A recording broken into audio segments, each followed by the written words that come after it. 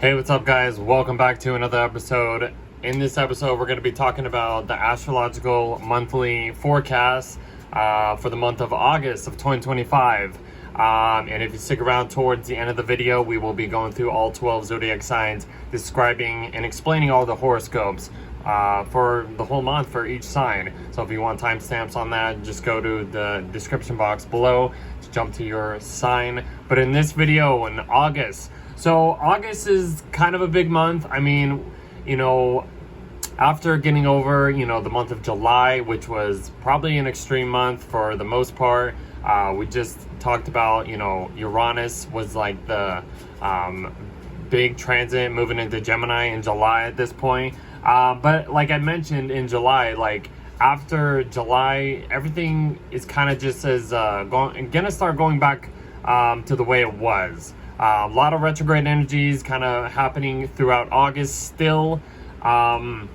We are going to be getting a little bit closer and closer to the eclipse season as we go through the month of August too. So that's another key note of kind of like the energies of the month of August and stuff like that. Yeah, I mean, there's kind of like maybe about six or seven main transits that we're going to be really discussing in this video. We're going to be talking about Mars in Libra. Mars is going to go opposite Saturn and Neptune, which is going to be a huge part of this month. So we're going to talk about that. We're going to be discussing the full moon in Aquarius for this month. Mercury will station direct in Leo, which is a good thing. But for the most part, it's going to be, retrograde. We're going to be finishing up this Mercury retrograde at least. And then we're going to be getting Virgo season, like I said. And then once we get into Virgo season, that's when the eclipses, the eclipse season is going to start heating up. So we're going to start feeling it, as the month progresses, as we're going through Leo season, getting closer and closer to Virgo season. And then once we get into Virgo season, we're going to start feeling the eclipses. Because this new moon in Virgo, we're going to have two new moons in Virgo, I should say. This one's kind of partial, I would say, but it's kind of away from the south node, but we're going to count it in this video. The next new moon in Virgo will be a little closer. So that'll be in September at least. But I wanted to kind of bring that up because I wrote that down in my notes. And then the last thing is going to be, we're going to be talking about Venus in Leo. So yeah, kind of a big month. I would say the biggest month. I mean, we've been discussing a lot of big months for most of this year. Honestly, we've seen a lot of change happening. We have been in the transition stage of just where we are going towards as the transits are basically introducing new energies.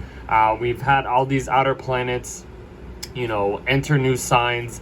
From like November of 2024, that's when Pluto entered Aquarius. We had then Neptune entering Aries at the end of March, Saturn entering Aries at the end of May, Jupiter entering Cancer in June, and then, like I said, Uranus entering Gemini in July. So like that was like a huge like introduction of where we are heading into. Some of the outer planets, like I mentioned in the last video, I think like 3 of the outer planets will be basically going retrograde to back of the signs of the signs that they were in previously this year and past couple of years and what that we've been dealing with. They're going to be finishing up whatever storylines, unfinished business for most of the rest of the year, but we're not there yet. But this is kind of like where we are heading into as we kind of go through the month of August. So I hope that's a good explanation, a good intro. Like I said, there's not much going on, but there kind of is a lot going on in August. So one thing I want to just kind of start out with is, if you want to maybe follow me on any social media, I mainly do my work on Instagram, Codifer Verson. You can just follow me. I'm on Threads, Codifer. Also, if you want to get these videos a little earlier than when I post it on other platforms, join my Patreon, subscribe to it. I usually post these videos like around the middle of each month before I make it public on Spotify and YouTube. So yeah, join me on Patreon. It's a really good, it's where I do most of my work. I also do kind of written horoscopes for free members. So if you don't want to pay the $10 tier, I also do just free members, offer for anything. I usually just do, just written horoscopes for each season. Cancer season should be out at this point. Leo season horoscopes should be out at this point too. And then I'll eventually get to Virgo season as well. But just kind of wanted to put that out there just to kind of promote my Patreon in a way. But yeah, these are my main links that you can click on. Patreon, join me on Facebook, follow me on, not Facebook, well, you can if you want, but YouTube, TikTok. I'm very, active on TikTok. I'm all over the place right now. A lot of stuff that I've been working on. But yeah, if you want to see like little clips, I usually post like little clips on TikTok. I've been getting a lot of views on TikTok for my, the last few videos that I've been posting. I usually promote my my merch as well, and that's kind of where we're kind of heading into at this point. So if you want to join or check out the merch, this is it, codeofirstuniverse.myspreadshop.com, and that'll bring you to the merch website. I promote this every month in every video, so let's just kind of show you what we got. Right now I'm recording this a little early because I've been trying to get a little head start on most of my work. So I have the Cancer merch out, the Leo and Virgo season, Virgo designs and Leo designs will be out at least by this month. I'm just recording this in June. So just trying to get a little head start. A lot of things I've been trying to get a head start on, a lot of work, a lot of just trying to get ahead of it because a lot of this retrograde energy is coming up where I'm at currently. But at this point, this is where the retrograde energies will begin to, stop at this point for most of the part. I know. Okay, but yeah, this is all the stuff. There's Jupiter in Cancer. I'm wearing some of the Jupiter in Cancer merch. I just released this not too long ago. It actually looks really cool. I hope you guys can check it out. I will be having a lot more sales and merch every month. I say this every time. So yeah, come check it out. There's plenty to see. Here's Saturn Aries as well. I have a good handful of designs on this website. I usually do a new design for each zodiac sign season every month. And the Uranus and Gemini merch will be out at this point too. That's another thing I will be promoting. So here's a few things. Just want to kind of put that out there. So if you want to follow me on Instagram, this is where I do most of my work and stuff like that. So yeah. Okay. So yeah, this is August 2025, guys. Let's just kind of jump into it. Before I start, I will say please like, share, subscribe if you haven't already. And I am Cody. I haven't introduced myself, but I'm pretty sure you guys know who I am at this point. I'm an astrologer. I've been studying and teaching astrology for the past 6 years. It's been fun, doing this, all these videos and stuff like that. It's awesome. So I hope you guys can, join my, join my Patreon, follow me on YouTube, follow me on Spotify, follow me on TikTok, any social medias. I would love it. It's really cool to just kind of share my content, get my point of views on most of this stuff because there's always a lot of stuff to talk about. So let's just jump into August in 2025. Like I said, so for the most part, like I usually kind of promote, we usually, I do the forecast for about maybe like half hour to 45 minutes or around the first hour. And then the second half of the video, which is the later part, which most of the rest of the video is like the horoscopes. So that's kind of just like how I structure these videos in a way. So let's jump into it. So let's get into the good stuff. I mentioned the software I'm using is SolarFire, if you guys are interested in that. It's a little better than the other software I was using for my other computer. I was having some issues with my other computer, so I had to get a new one, but that's not important anymore. So yeah, okay. August of 2025, guys, here we go.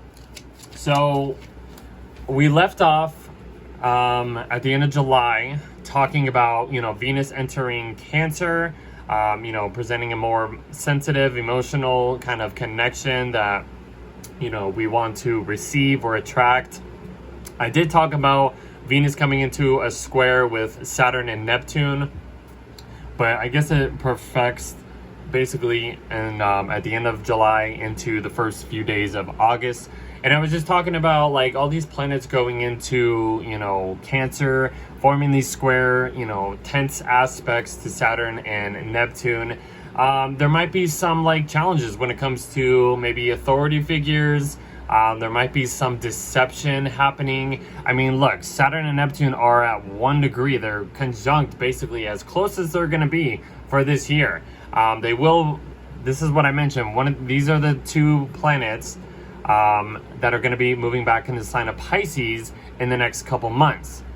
But for right now, you know, they've been getting as close as possible. We've been seeing a lot of crazy things happening in the world at this point. That's another thing. You know, I talked about Uranus in the last video with like representing like war type of energies, unexpectedness and stuff like that.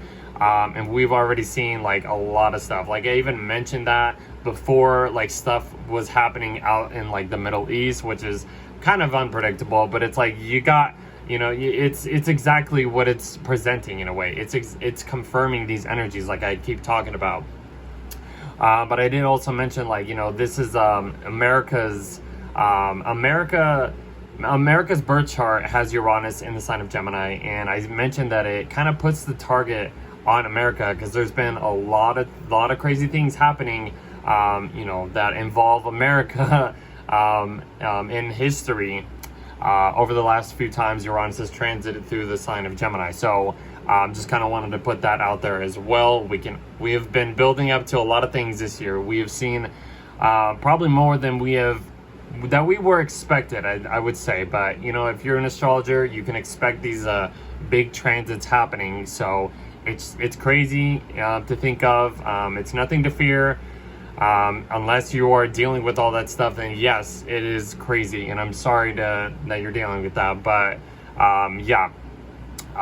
This is just a confirmation of what's going on in the world.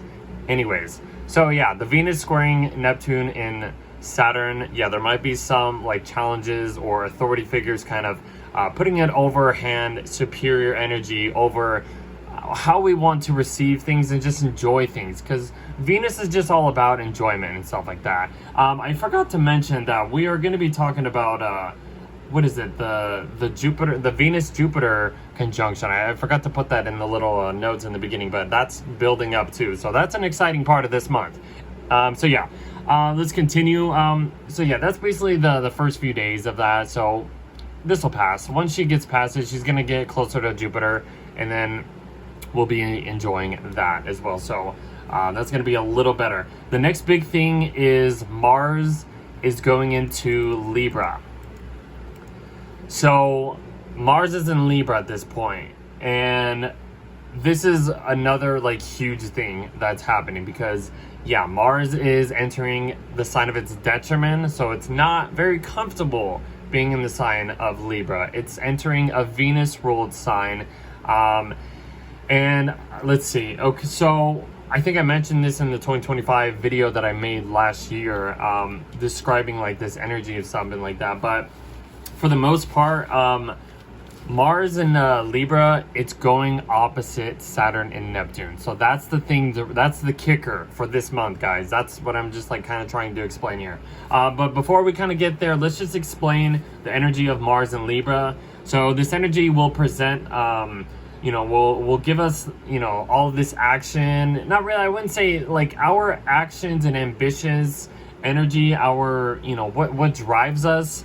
You know, we're going to be wanting to have the desire to, you know, for more harmony, to keep the peace in a way, to strive for more balance, you know, working with other people, cooperating with other people. We're going to have to like kind of put, you know, two things in together, just so we can, you know, keep the scales balanced as much as possible.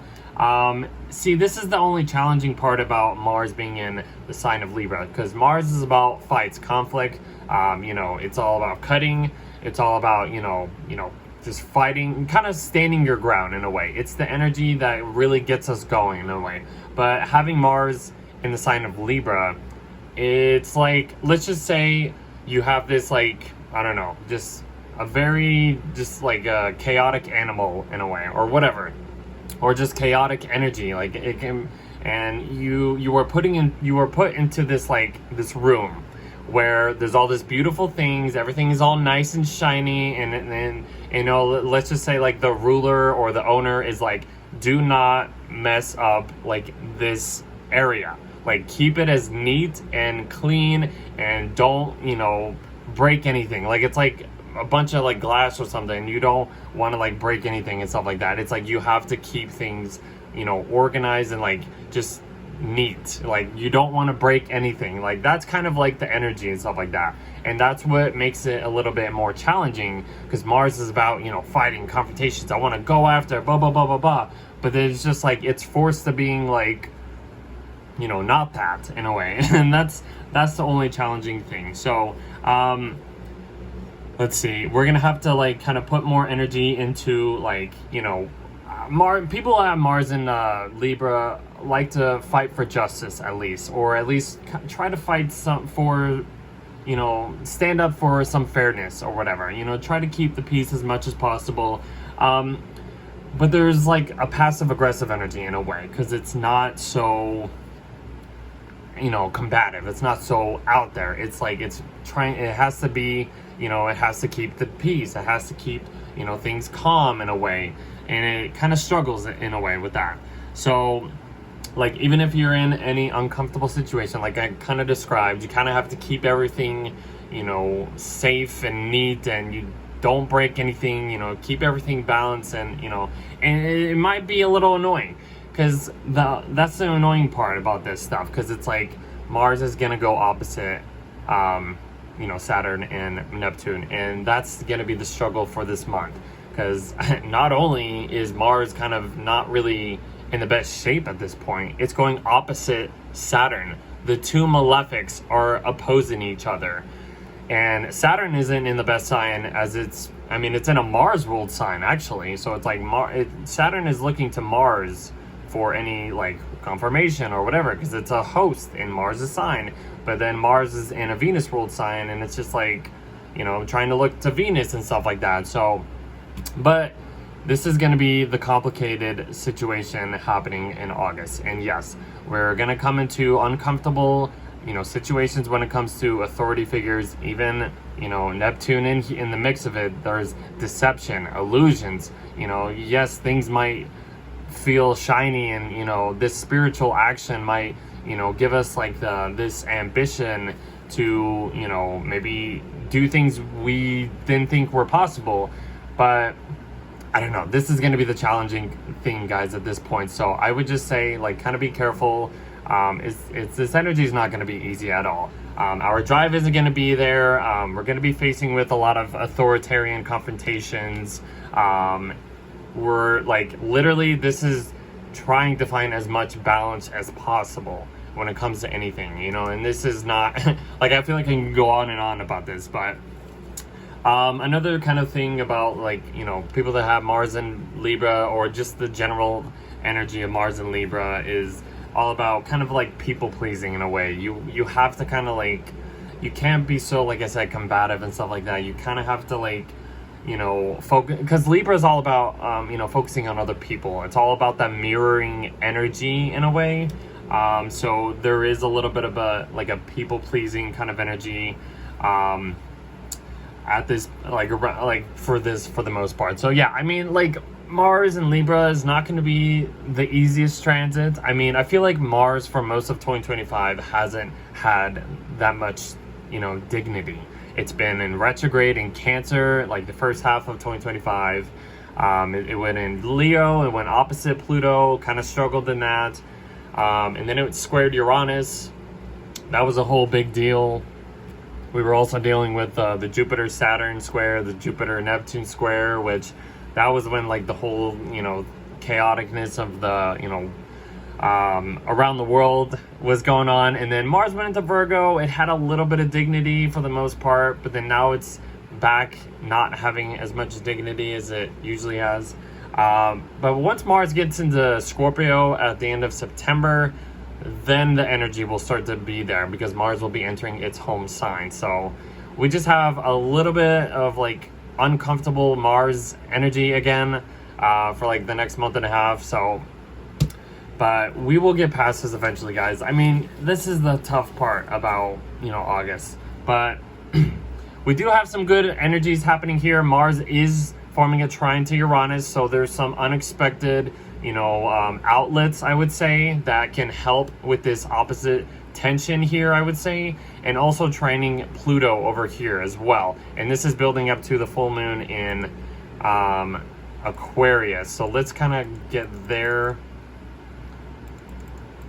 So there's kind of a lot to talk about here. So yeah, let's kind of just focus on like what I was just mentioning. So like I said, like the Mars opposite Saturn and Neptune transits, not going to be easy. You know, there's tension, there's maybe uncomfortable conflicts happening that might be out of your control, or there might be some struggles with like power, like powerful people or just authority figures in general, and it's just not gonna feel easy. So we're gonna have to like try to at least, you know, keep as calm as possible. But having Mars coming into a trine with Uranus, like I said, can help you know, break any routines, break any disruptive patterns. This can be some disruption or liberating energy for the most part, you know, to offer Mars, hey, you know, here's this to help you out in order to like not feel so stressed in a way. And so yeah, but Uranus and Pluto are kind of on Mars's side at this point during this opposition. So yeah, there's like powerful connections. There's, you know, trying new things, you know, just so it doesn't like, you know, you don't stress yourself out in a way, or just go overboard or something like that. Because yeah, it's gonna feel annoying. I mean, dealing with this opposition. And then we get to the full moon in Aquarius. Yeah, I mean, the energy is at its highest during each full moon of the month. So yeah, and you know, this Leo Aquarius energy, this polarization, this opposite signs. So I mean, the sun is still in its home sign of Leo, trying to just, you know, give as much light, shine, give us the energies to be ourselves, you know, be more confident, be more bold. But the moon over here in Aquarius, you know, Aquarius is kind of that outsider perspective. It has that, you know, objective, you know, opposite kind of force of like what Leo represents. Leo is like the performer, and Aquarius is like the crowd, or represents the people. Moon in Aquarius has a more detached energy to it. So it's not very like an emotional, but like kind of energy. It has a more intellectual, you know, mental side of it, of expressing energies, or expressing emotions, I should say. So yeah, during like this, you know, energy right here, I mean, yeah, there's going to be a lot of, let's just say a lot of noise in a way. But like I said, like you just kind of have to find as much balance as possible. Compromising will be probably very key during this energy in the beginning of August. So I wouldn't say don't go overboard, because yes, you're gonna feel like you're gonna have to go overboard, but yes, there's just gonna be too much going on at this point. But yeah, the Leo Aquarius accent, like the full moon in Aquarius, like yes, you might have people that are, you know, opposing just certain things about you or what you want to do, being more objective and stuff like that. I mean, you could say that this full moon is ruled by Saturn, and it's kind of a mess here. So let's kind of move on. Things get, I would say, somewhat better, not really. I don't know. This energy is kind of wild in a way. Like, it's kind of calm, but not calm. I don't know. There's kind of a lot to talk about, honestly. Let's see. So I did talk about, yeah, we basically talked about for most of the part, mostly everything. Mars trine to Pluto eventually, that's like the next big thing I mentioned. That's just, you know, like I said, powerful connections, connecting with people who can maybe, you know, help you out with any situation. Just kind of getting that outsider perspective, you know, just connecting with powerful people that can like boost you up in a way, because, you know, Mars is not in the best situation in a way. But like I said, connecting with other people, even with Uranus trining this little grand air trine, there's a lot of mental connections. There's like connections that can help you find outlets to maybe expressing anger, just energy in general, something like that. So kind of just for the most part. And then we get basically one of the best things happening for this month. And I should have mentioned that hold on. Okay, we got the Venus-Jupiter conjunction. So literally, through all the chaos during August, this is probably the best day of the whole month. Because you have the two benefics, Jupiter and Venus. They are the more easier planets to deal with. They're more enjoyable. They try to bring more beneficial energies, for the most part.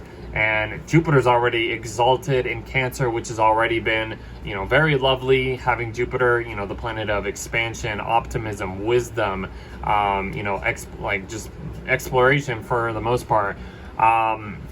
Connecting with Venus and Libra, not Venus and Libra, Venus and Cancer.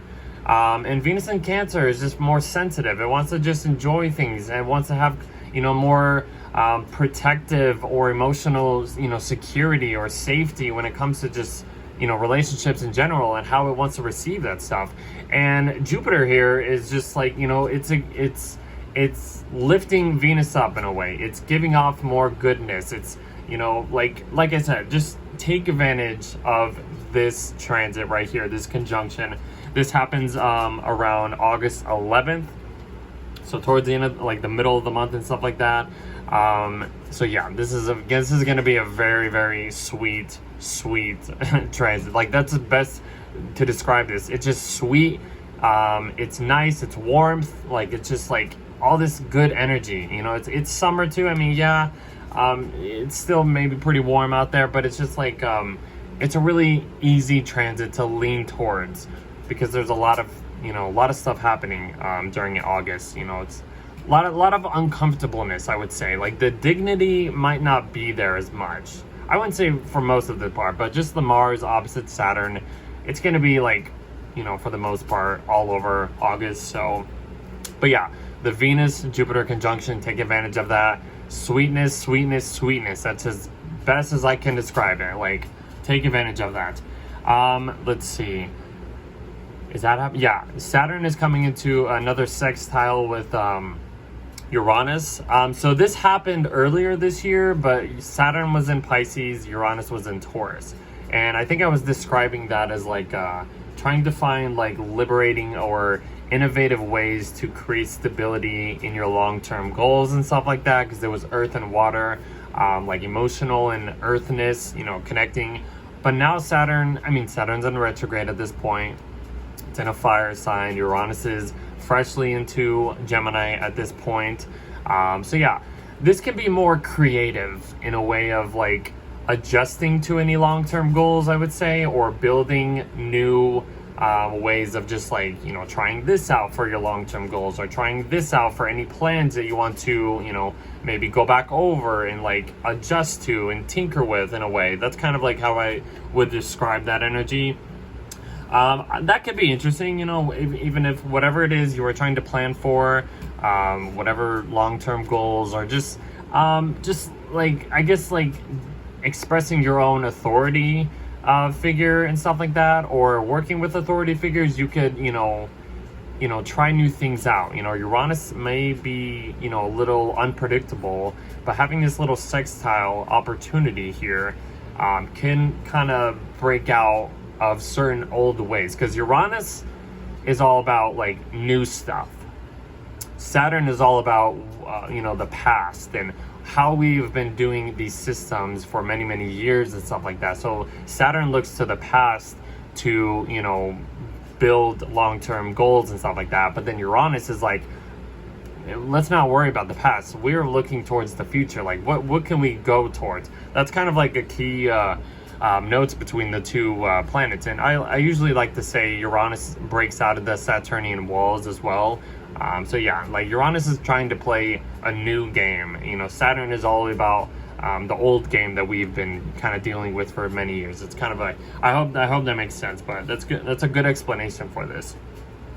And then after that, Mercury is stationing direct. You can see the little S here, so that means Mercury is finally done with its retrograde. So 4 degrees, and yes, it's opposite Pluto, like I mentioned. I think it was at the end of June.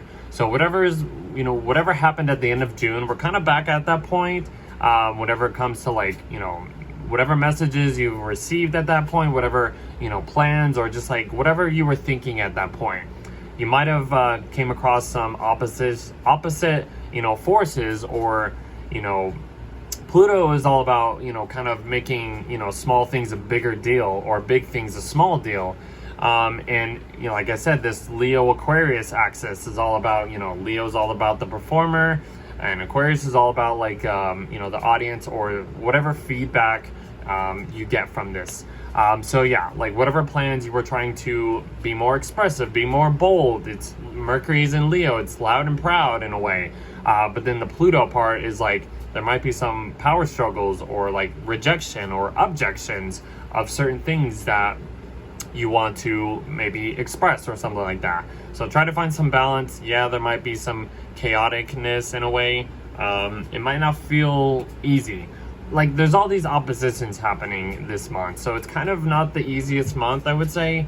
But Mercury's direct, we can finally move on from that. Then Mercury kind of forms this little sextile to Mars, which happens around the 14th. So they both have 4 degrees at this point. So this kind of helps Mars out in a way. I mean, yeah, Mars isn't, in the best situation, like I mentioned. But having Mercury kind of coming into a little, sextile, an offering hand, I would say this is going to be, this can be more charming. This can be more playful in a way.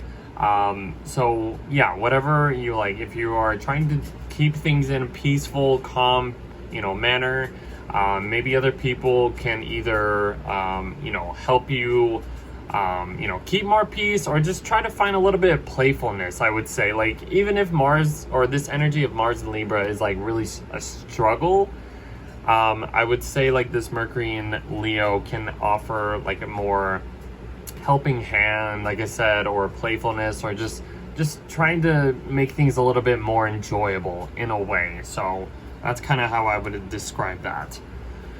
And then let's see, the next big thing is the sun is going into Virgo. So we get to Virgo season, and we also get this new moon in Virgo. Okay, so this is what I was kind of mentioning. This is kind of when eclipse season is like in full gear at this point.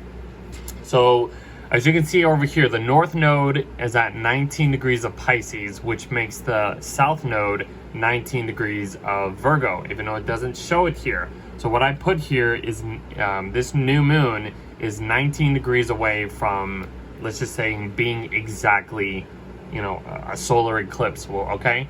So you can count this as just a normal new moon in Virgo. But you can also count this as a partial solar eclipse, whatever. So we can count it as both for the most part, because this is when eclipse season, we are fully into this stuff. So as we've been going through Leo season, through the month of August, like I mentioned, this is when things will start to heat up in a way. So yeah, Virgo season. So for the most part, Virgo season, whenever the sun is in Virgo, or any planet goes to Virgo, okay, so we go from this Leo energy, which is like the performer, the very confident, bold, it's very self-centered, it's just like it's all about me and stuff like that. We move into the sign of Virgo. We come back down to earth. We get more adaptable. We want to make use of this energy and stuff like that, because Virgo is a very helpful, service-oriented kind of sign, and it wants to it wants to give off different perspectives that maybe most signs don't others see. It has this very analytical, detail-oriented mindset, because it's Mercury's ruled sign. So it has a very mental kind of energy in a way. but it's grounded. It's very methodical. It's meticulous in a way. Let's see. So it's very practical, useful. Service is the like a lot of the energy of that stuff. Perfectionist, you know, I mean, it tries to make things perfect as possible.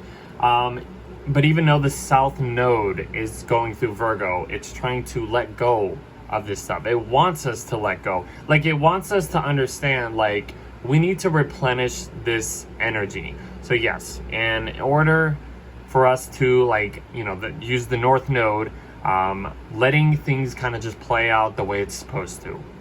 Having a more spiritual, you know, outlook, just letting the universe, or like I said, let go and let God. I mentioned that in the beginning of this year when these nodes went into Virgo, Pisces and Virgo. You gotta just let go of old services, let go of old remedies, let go of old services. Like, okay, I'm repeating myself. I'm just like letting go of all that stuff. But yeah, so that's kind of it. The energy of Virgo. I mean. And then we have like this new moon in Virgo happening here, which is just another refreshing kind of energies.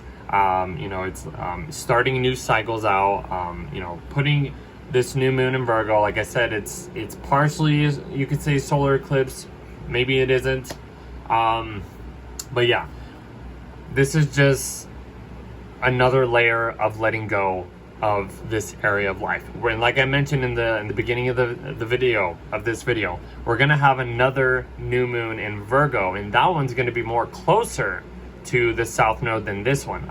It's in September. I don't know exactly when, but I mean, it'll probably be towards the end of this sign, because usually, like, look, this one's at 0 degrees of Virgo, so usually it'll take like maybe 28 or 29 days later, we'll have another, you know, new moon in Virgo at this point. So this Virgo area for us, and having 2 new moons, which is basically refreshing the energies, letting go of old cycles, starting new cycles up, and having the South Node here. I'm like repeating myself. We have to basically let go and start, you know, just letting things just go. So no matter what it is and stuff like that. So, I mean, it could feel, I don't know. I mean, like, that's just the whole point of like having the South Node in Virgo too. So, I guess that's a good explanation. We can kind of, let's just move on. The only, I would say, challenging part of this new moon is that it's in a square with Uranus. So, I mean, it's 1 degree apart, but, this could bring like some unexpected, you know, chaoticness. They're both in Mercury ruled signs, and it's a square. I think I mentioned in July when Venus was in Gemini squaring Mars in Virgo, like this is kind of be like very anxiety prone, like our mental overload, like this stimulation and mentally, you know, challenged energy could just be, you know, all over the place. But I mean, having Uranus here, I mean, this is gonna bring it to another level too. So it's unpredictable, maybe unstable in some way. So yeah, we're trying to be grounded. We're trying to focus on little things, but it's like we're gonna have to let go of certain things because it's new moon and South Node's in Virgo. But yeah, Uranus is gonna bring some like unexpected, you know, chaoticness that throws something off of our routine or our plans and stuff like that. So that's the only like challenging aspect I would say during this new moon in Virgo. Just kind of, you know, take it easy. I mean, it's Uranus. I mean, we've seen, we'll just say we've seen most of this year or the past couple months that Uranus has been very active lately, and it's been like, you know, creating a lot of, you know, situations, unexpected situations all over the world. So, and it could probably bring more. So, which is kind of crazy to say, but that's just the astrology confirming the energies. All right. So the next thing, let's just see. I think, okay, so the next big thing is Venus is going into Leo. Okay, so Venus is leaving the sign of Cancer. It's entering the sign of Leo at this point. So when Venus was going through Cancer, she was more sensitive, more soft, you know, a much softer energy in a way, very emotional, just wanting to just feel safe and protective and all that stuff. So she gets into Leo, and this kind of changes. You know, she gets, like I said, Leo is all about, you know, the more self-centered individual side. You know, it's all about me and stuff like that. It's kind of like that individual, you know, performer in a way. So I wrote some notes down for Venus and Leo. This energy will present a more over-the-top, grand gestures, more confidence, and bold desires when it comes to attracting what we want. So if you know, have Venus and Leo, you can relate probably. And that's like just what we want in relationships or just any values we want for the most part. So Venus and Leo also expresses more passion in the way we express love. And if you, like I said, if you have Venus and Leo, you value, I guess you could say, you value a partner who is more loyal. You know, it's in a fixed sign, so you want that consistency. You don't want nothing that's very changeable, or you don't want to like start anything new. You want to just keep the form as solid as possible. So yeah, you want more loyal partners, loyal energies who can appreciate, you know, a more flamboyant kind of energy.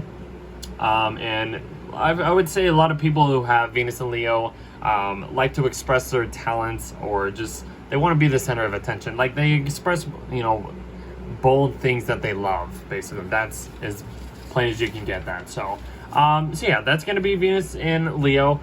And for the most part, for the rest of the month, is just Venus and Leo making aspects. So let's see. So she makes a trine to Saturn. Look, Saturn is back at 0 degrees. Saturn's about to move back into Pisces, which starts in September. So this is the end of this little 3-month preview of Saturn in Aries. So Saturn and Neptune won't be back in Aries.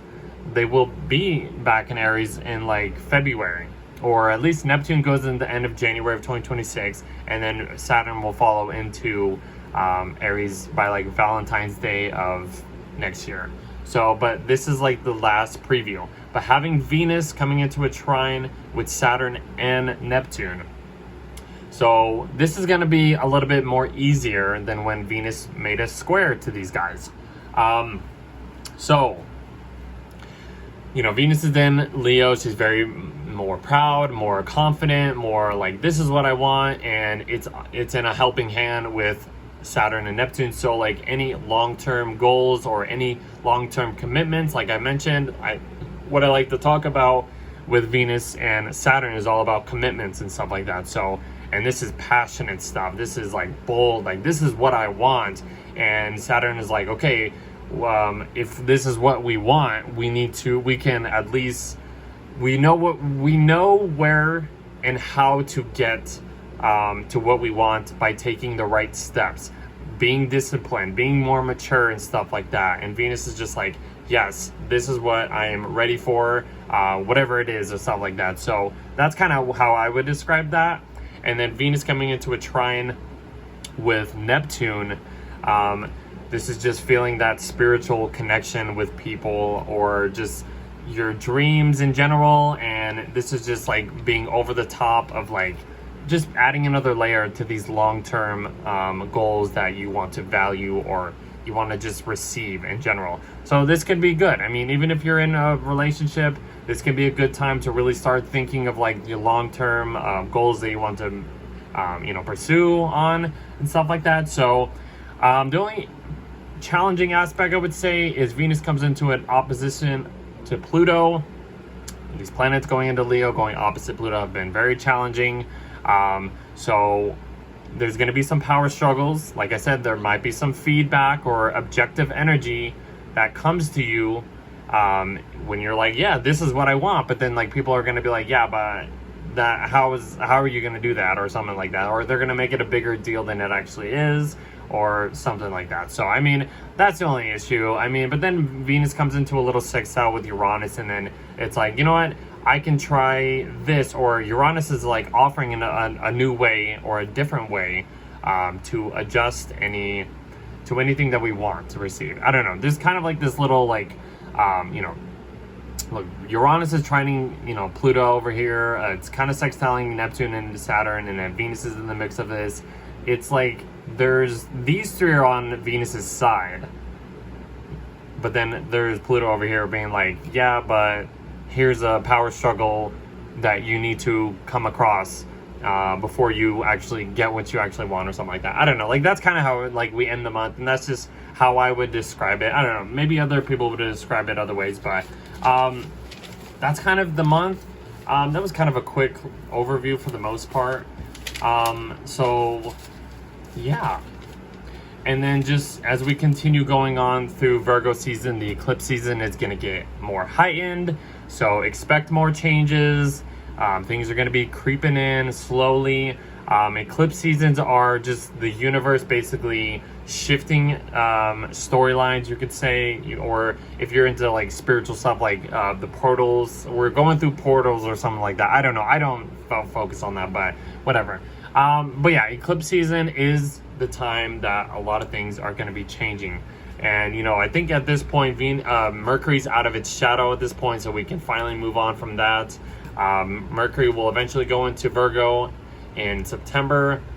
So we've had like a long period of Mercury in Leo since the end of June, and then it's all the way to September, like 2nd, when it leaves Virgo, or leaves Leo or something, and enters its home sign of Virgo. So that's basically it. That's kind of August. I mean, yes, it's kind of annoying. There's all these oppositions. Having Mars go through Libra is not going to feel easy, but we got to get through this, guys. But once Mars gets into Scorpio, it'll feel a lot better, you know, and that'll be like kind of like the end point of like the eclipse season. Then things will start to calm down, and we'll be able to do a little bit more than what we want. So then we get a lot of like water transits, because Saturn goes back into Pisces, Neptune goes back into Pisces, Mars will be in Virgo. They'll be like trining Jupiter, like this grand water trine. A lot of emotional watery stuff happens basically for the rest of the year, guys. And then Uranus will station retrograde, move back into the sign of Taurus, and then like Pluto will station in like October. So Pluto's not going to go back into Capricorn. It's just it's basically like stationing at this point at 1 degree so of Aquarius. But that's kind of it, guys, though. So let's jump back to the beginning and start talking about, start getting into the horoscopes.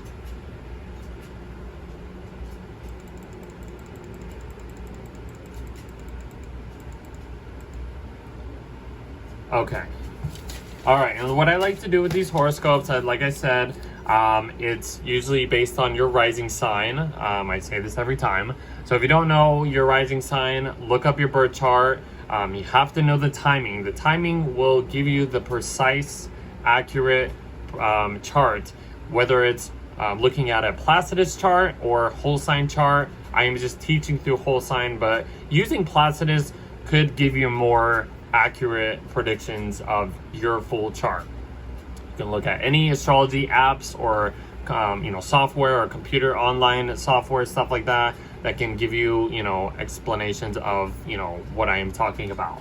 But for the most part, I am teaching in whole sign, which is basically the basic way of explaining, horoscopes. So even if it doesn't resonate exactly the way I say, it's a general reading for the most part. So I want to just leave it like that. Anyways, okay, so let me get everything right. Okay, so we're going to start with Aries. So if you are an Aries rising, so for the let's see, the first main thing, we're going to be talking about Mars going into your 7th house. Hold on, let me get this ascendant. Okay, so Mars is going into your 7th house of Libra. So yes, this is your ruler, Mars. It's going into a sign of its detriment. So the energy might not feel all there because your ruler is not working in its best. So Mars going into the 7th house, it's really focusing on other people, relationships, contracts, and stuff like that. So there might be some uncomfortable, like chaotic, I wouldn't say chaoticness, but like uncomfortable, like passive aggressive confrontations or something like that, or like just some oppositions happening around this time. But because it is going opposite Saturn and Neptune, so that's like the challenging part of this month. And Mars has to keep the peace as much as possible, and it can't go overboard. It can't be so attackful. It's very, like I said, passive aggressive energy. So yeah, I mean, even if it's like something to do with like open enemies, this could, present, challenges or situations when it comes to other people and stuff like that. So I would just say really just take it easy at this point as Mars travels through your 7th house. So yeah, it's going to be a little challenging having the opposition to, Mars opposite Saturn and, Neptune. I mean, maybe Saturn has been you've been feeling like this responsibleness or this heavy weight on your impressions and stuff like that, and maybe other people might come at you in a passive aggressive way, and it's like not going to feel easy. But you're going to have to find some balance or compromisation when it comes to just dealing with this, dealing with any outlets or something like that. So yeah, let's see. And then we have this full moon in Aquarius happening in your 11th house. So the sun is in your 5th house. It's, bringing a little bit more of that fire energy, that enjoyment, focusing on your fun house in a way. So, this is like the performance, kind of energy, trying to give you just stuff to just enjoy things, have a little bit of fun. But the 11th house, having the moon here, I was talking about the Leo Aquarius axis, very, very prominent this month, very like out there. There might be some feedback, there might be some objections or rejections to whatever you are trying to focus on, putting the spotlight on this area. So you're gonna have to find another, compromisation of, what's good for you and what's good for other people. It's the crowd versus, it's the performer versus the crowd. You're trying to give off a good performance just so everybody's happy in a way. That's kind of like Mars going into your 7th house as well, going opposite this too. So it might feel challenging in a way, but we will get through it. There's always challenges in the astrology that is confirming. And, that's the full moon in Aquarius. So, I mean, yeah, it's also maybe focus on, maybe friends, anybody you're like working with, like, long-term goals, long-term opportunities, colleagues, hopes, alliances, dreams, all that stuff. Like, yeah, it's going to be like, this is kind of what you are being illuminated to.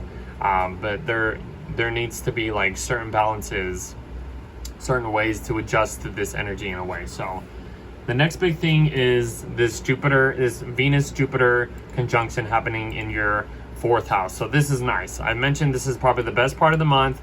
It's in your 4th house. So this is about, your home life, family, just enjoying, maybe having Jupiter here, you've been maybe expanding into a bigger home or just expanding your family in some way. Having Venus here, there's a lot more emotional comfort, connection. If Jupiter is expanding this, this emotional connection with maybe people in your family or just, anybody, in just expanding some more in like protectiveness or security in your home life in a way. So that's really exciting at this point. And then Mercury stations direct in your 5th house. So whatever plans that have been kind of maybe delayed or have you derailed in some type of way, you'll understand, why you needed to go back over certain things to do with this. It's in an opposition to Pluto. Like I said, there's the 5th and 11th house is being activated for you this month, guys, for Aries rising. So yeah, whatever performance or plans you want to basically give out to the world, you're going to have some, maybe some powerful challenges in a way, some feedback or whatever. So just try to take it easy. You can't make everybody happy, I would say. That's just in general. So even though Mars is in a, people-pleasing kind of sign, it's going to be kind of a struggle in a way, but it's okay. Just take it easy. And then the sun goes into Virgo, followed by this new moon in Virgo. Hold on. Okay. So we have a new moon happening in Virgo as followed by the sun putting this focus, entering your 6th house of Virgo, guys. So work is probably going to be the main focus here. You know, you're putting your plans into action. You're putting your your work you're focusing on your work, your hygiene. Maybe if you're dealing with any like illnesses or physical illnesses, the 6th house is about your physical health. So really just focus on taking care of your health. Even though the South Node is going through here, it's trying to, might feel a little draining in your physical health of what you've been dealing with, but it's trying to replenish this area for you guys. So having a new moon here is just refreshing this type of energy. It's trying to start something new, give you new ways of just like, I guess feeling healthier in a way. That's like your health is going to be mainly focused as the sun goes through this 6th house for you guys. And then I think the last thing is Venus is going into Leo, the 5th house. So you're going to have more of this fire energy, which might feel good. Going to be very passionate. Venus loves to be in the 5th house. She finds her joy here. So yeah, a lot more playful energy, a lot more pleasurable, energies and stuff like that. Maybe dealing with children can feel a lot more exciting. Just focusing on your passions and what you're inspired to do. Very fertile time at this point. Dating, if you're mingling and stuff like that. Single and ready to mingle, go at it. It'll go opposite Pluto. That's just the only challenging part of this transit. But for the most part, it should feel pretty cool. Pretty exciting for the most part. And that's about it. So we'll see you guys in the next month.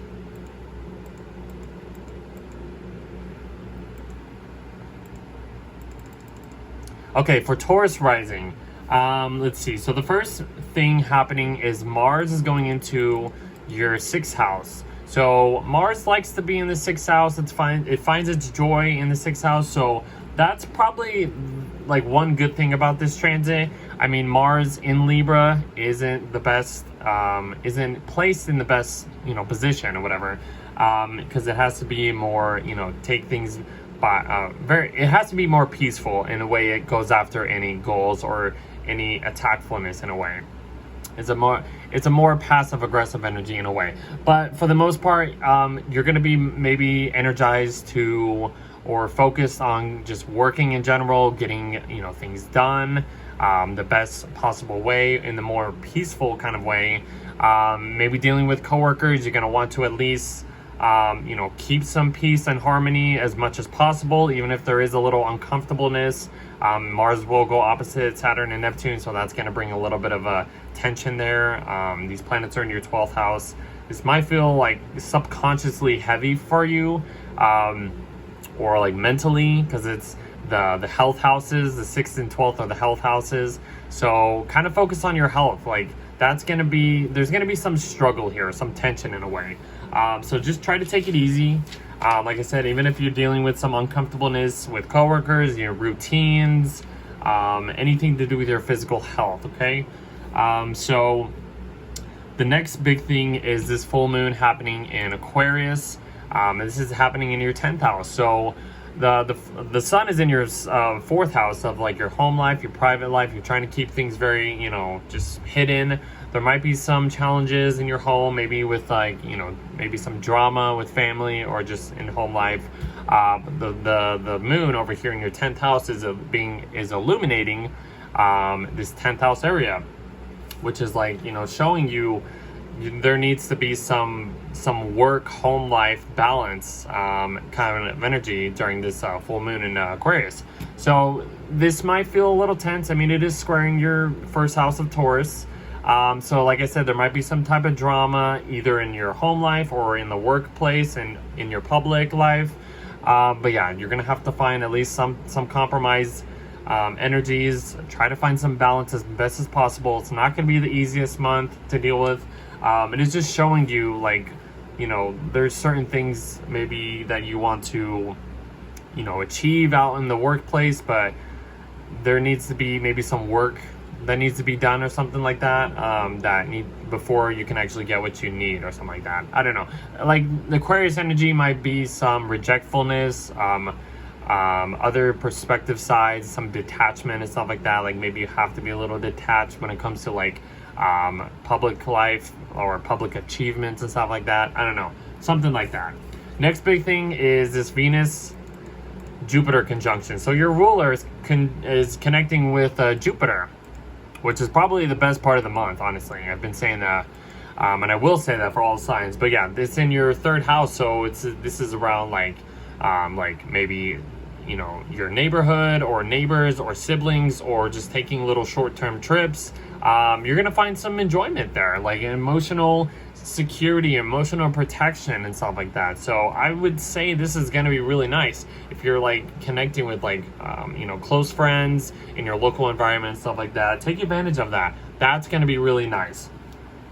And we also have Mercury stationing direct in your fourth house, so whatever plans you had to go over in your fourth house, maybe, you know, renovating or something like that, or just trying to maybe relocate, or just doing things around your home or your private life, we can finally adjust and move forward to what has been delayed at this time. So that can be exciting. So put your plans into actions at that point. And then the sun goes into your fifth house, followed by a new moon. So this is nice for the most part. I mean, it is focusing, it isn't in another earth sign. So it's a little bit more easier for the most part. This is your fifth house. This is your fun house. This is just trying to, you know, create more funness. Be like, focus on any hobbies if you have any hobbies. Focus on more pleasurable, you know, situations. Spend time with children if you have any. Like, just focus on your passions, what you're inspired to do, all that kind of stuff. It could be a very fertile time. You're having a new moon here, which is basically planting a seed, which is kind of like being, you know, planting some fertility, maybe over time or something. So whatever you start here could, you know, blossom into something, you know, pretty cool and pretty nice or whatever. We are going kind of through eclipse season at this point, so changes will be upon us at this point. So expect the unexpected, but for the most part, it's focusing on fun things for the most part, but it might feel somewhat draining in a way because the South Node is here. Not trying to ruin any plans, but that's just kind of, there's changes upon us as soon as we get into Virgo season. And then the next big thing is Venus is going into your fourth house. And what I like to say every time Venus goes in the fourth house, your ruler actually, renovate your home, you know, decorate, do some fun things around in your home. Create more like boldness or just playfulness in your home or something. Try to find more ease in your home. For the most part, Venus will create more ease when it comes to your home life, family in general, and stuff like that. So that shouldn't be a big deal. But that's about it, though, honestly. So we'll see you guys in the next month.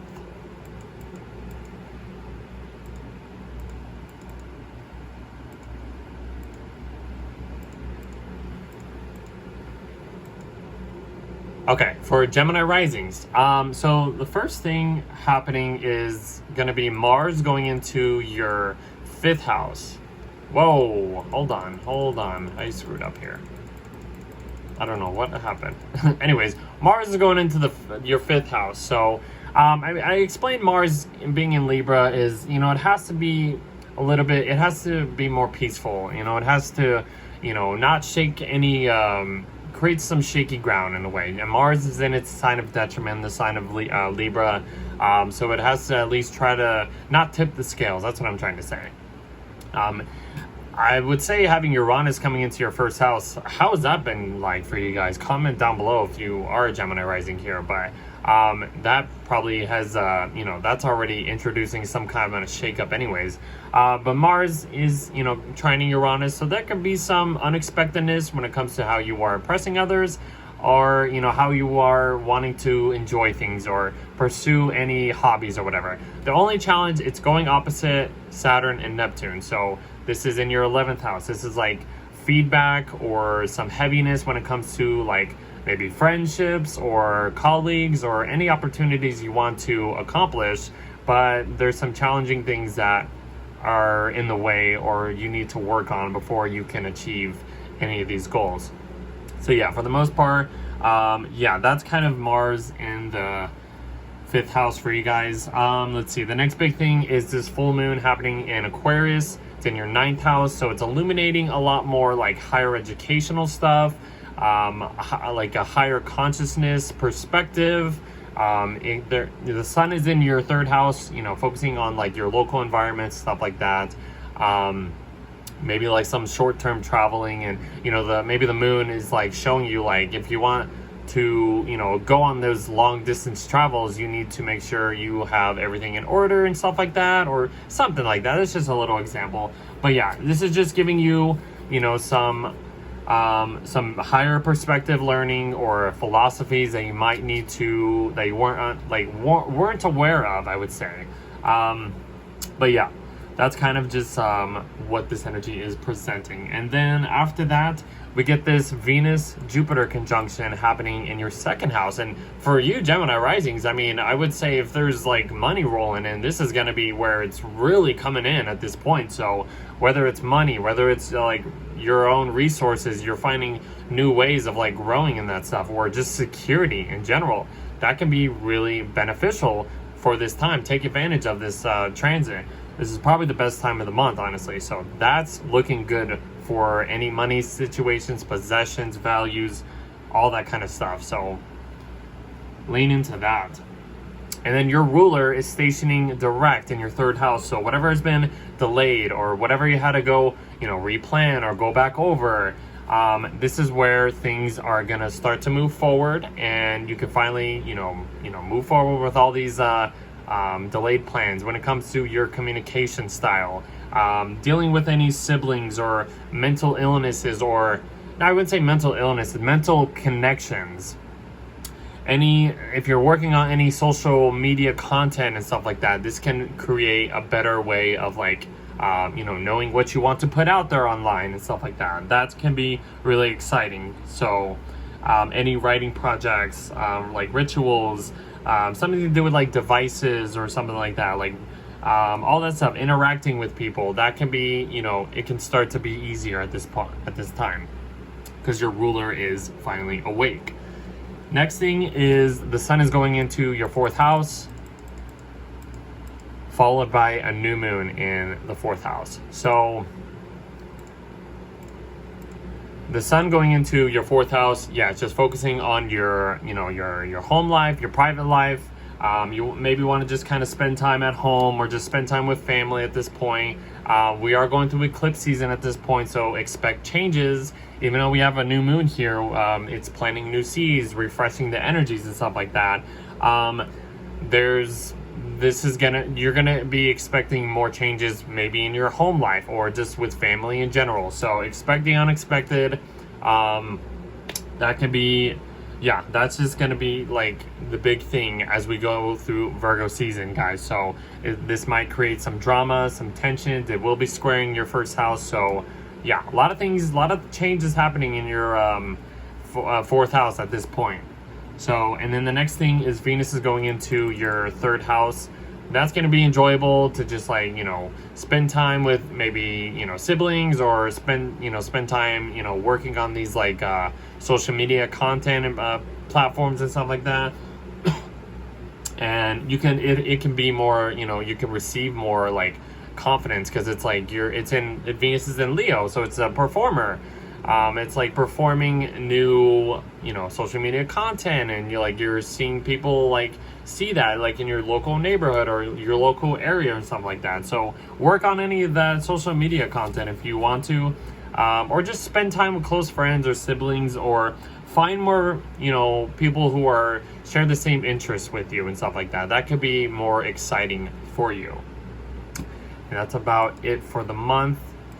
So let's go to, we'll see you in the next video.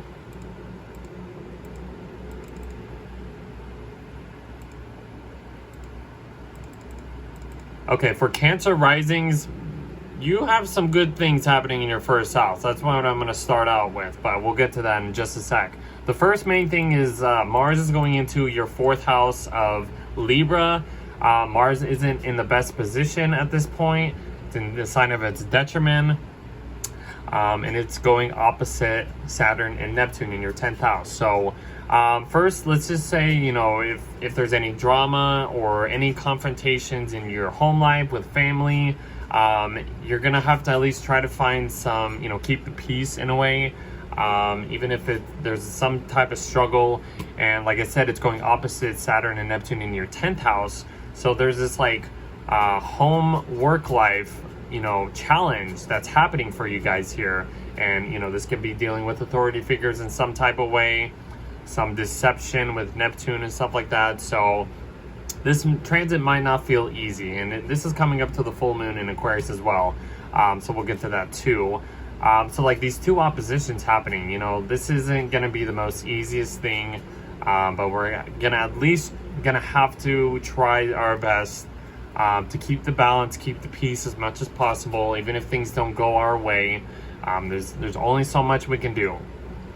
Having the full moon in Aquarius in your 8th house, this is illuminating something to do with like shared resources. If it's you know, focus on a partner, your partner's resources or money or something like that.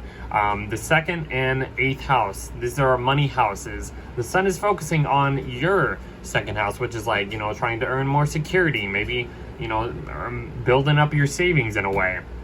And then it's like having this full moon over here across the board in the 8th house. There's going to be some more compromising energy when it comes to your resources and other people's resources, and you're going to have to find some balance in between that stuff. So even if there's some type of challenge or whatever, the moon is just showing you, it's illuminating this area of life for you. And it might feel, you know, rejectful, objective, kind of outside of like what you're comfortable with in a way. But maybe if you have a partner, you're going to have to like, you know, compromise and find some balance, or combine your two monies or whatever, something like that, in order to, you know, keep things, you know, leveled in a way. So that's what I could say there. What I was talking about this Cancer, Venus and Jupiter coming into your 1st house together, this is wonderful. This is probably the best part of the whole month, guys, so take advantage of this. Excuse me. So it's in your 1st house. I mean, you have the two benefic planets, Jupiter and Venus, in your 1st house of yourself. This is like how like these planets are creating more enjoyment in your impressions. There's a lot more like emotional connection, emotional security. I wouldn't say security, but just emotional connection for the most part. I mean, Jupiter is trying to create more beneficial like ways of just who you are, and like of your identity, your approach to life and stuff like that, your attitude. And like Venus is always just trying to like ease up any place it's in or whatever. But yeah, your impressions of others will be probably drawn to you, I would say, in a way, especially around this time. So like, yeah, take advantage of that. Like this is like the best, probably the best thing of the whole month, honestly. Even though there's like all these challenging aspects happening, take advantage of the Venus-Jupiter conjunction, guys. The next thing is Mercury stationing direct, which is nice. It's in your 2nd house. Whatever plans you had to like go back over, whatever has been delayed in some type of way when it comes to your own security, your personal resources, your finances, any possessions, what you want to value, how you want to support yourself and stuff like that. You can finally understand like, okay, now that I've been through this like reviewing process and gone back over, now I can understand what I do want and how to get it in a way. That's kind of what I would say. And then the sun, the sun goes into Virgo. So the sun's entering your 3rd house, followed by a new moon in your 3rd house. So it's just focusing on, it's focusing on like your 3rd house, which is all about your communication style. Maybe something to do with like social media, if you're planning on doing any social media content, or you know, finding more interests or like connections with other people in your local environment. This can represent siblings, relatives, any close friends in your neighbors, like neighborhoods or whatever in your neighbors. This is just going to be the main focus, maybe taking care of more things around in your local area. We are going through eclipse season at this point. This is going to be like the kicker. So this is where the changes are going to start approaching as we get into Virgo season. You have the South Node here. So, I mean, even if this feels a little draining in some type of way, this is just replenishing and, you know, releasing old ways of, you know, dealing with third house things, of like releasing old ways of like learning, like maybe learning certain skills, communication styles, just siblings in general, just maybe connections with them and just stuff like that. The new moon is just refreshing all of this energy and stuff like that. So yeah, but expect the unexpected. The changes are coming. And then let's see, and then Venus goes into your second house. So I would say for Venus going into your second house, you might be receiving more money, and that's always a good thing about Venus, like being in the second house or something like that, or just trying to find things that you want to value. You know, it's not always about, you know, money. Venus is like represents value, represents how we love and like how we want to receive or attract anything. So you might be receiving more possessions, more values, more income, more, you know, increasing savings and stuff like that. This could represent anything. This is just trying to create more, you know, ease and security for your second house. So yeah, and that's basically it. I mean, for the most part, it runs into an opposition with Pluto over here in your like 8th house. There might be some challenge with like other people's money or other people's like resources and what you want to attract. I don't know, it's all that stuff. The Leo Aquarius energy is very heightened at this point, but that's basically it. We'll see you in the next video.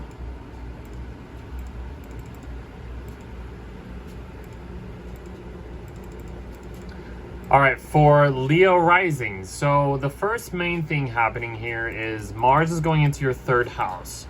So Mars isn't in the best position in Libra. It's in a sign of detriment, so there's going to be a little, our energy or your energy might be a little, not be all there at this point. It will go opposite Saturn and Neptune, which is going to be the challenging aspect at this point, followed by, you know, this full moon in Aquarius, and we'll get to that in just a sec. But, you know, Mars in your 3rd house, I mean, your energy is going to want to, you know, you might want to just take care of like just certain things around like your local area, your local neighborhood.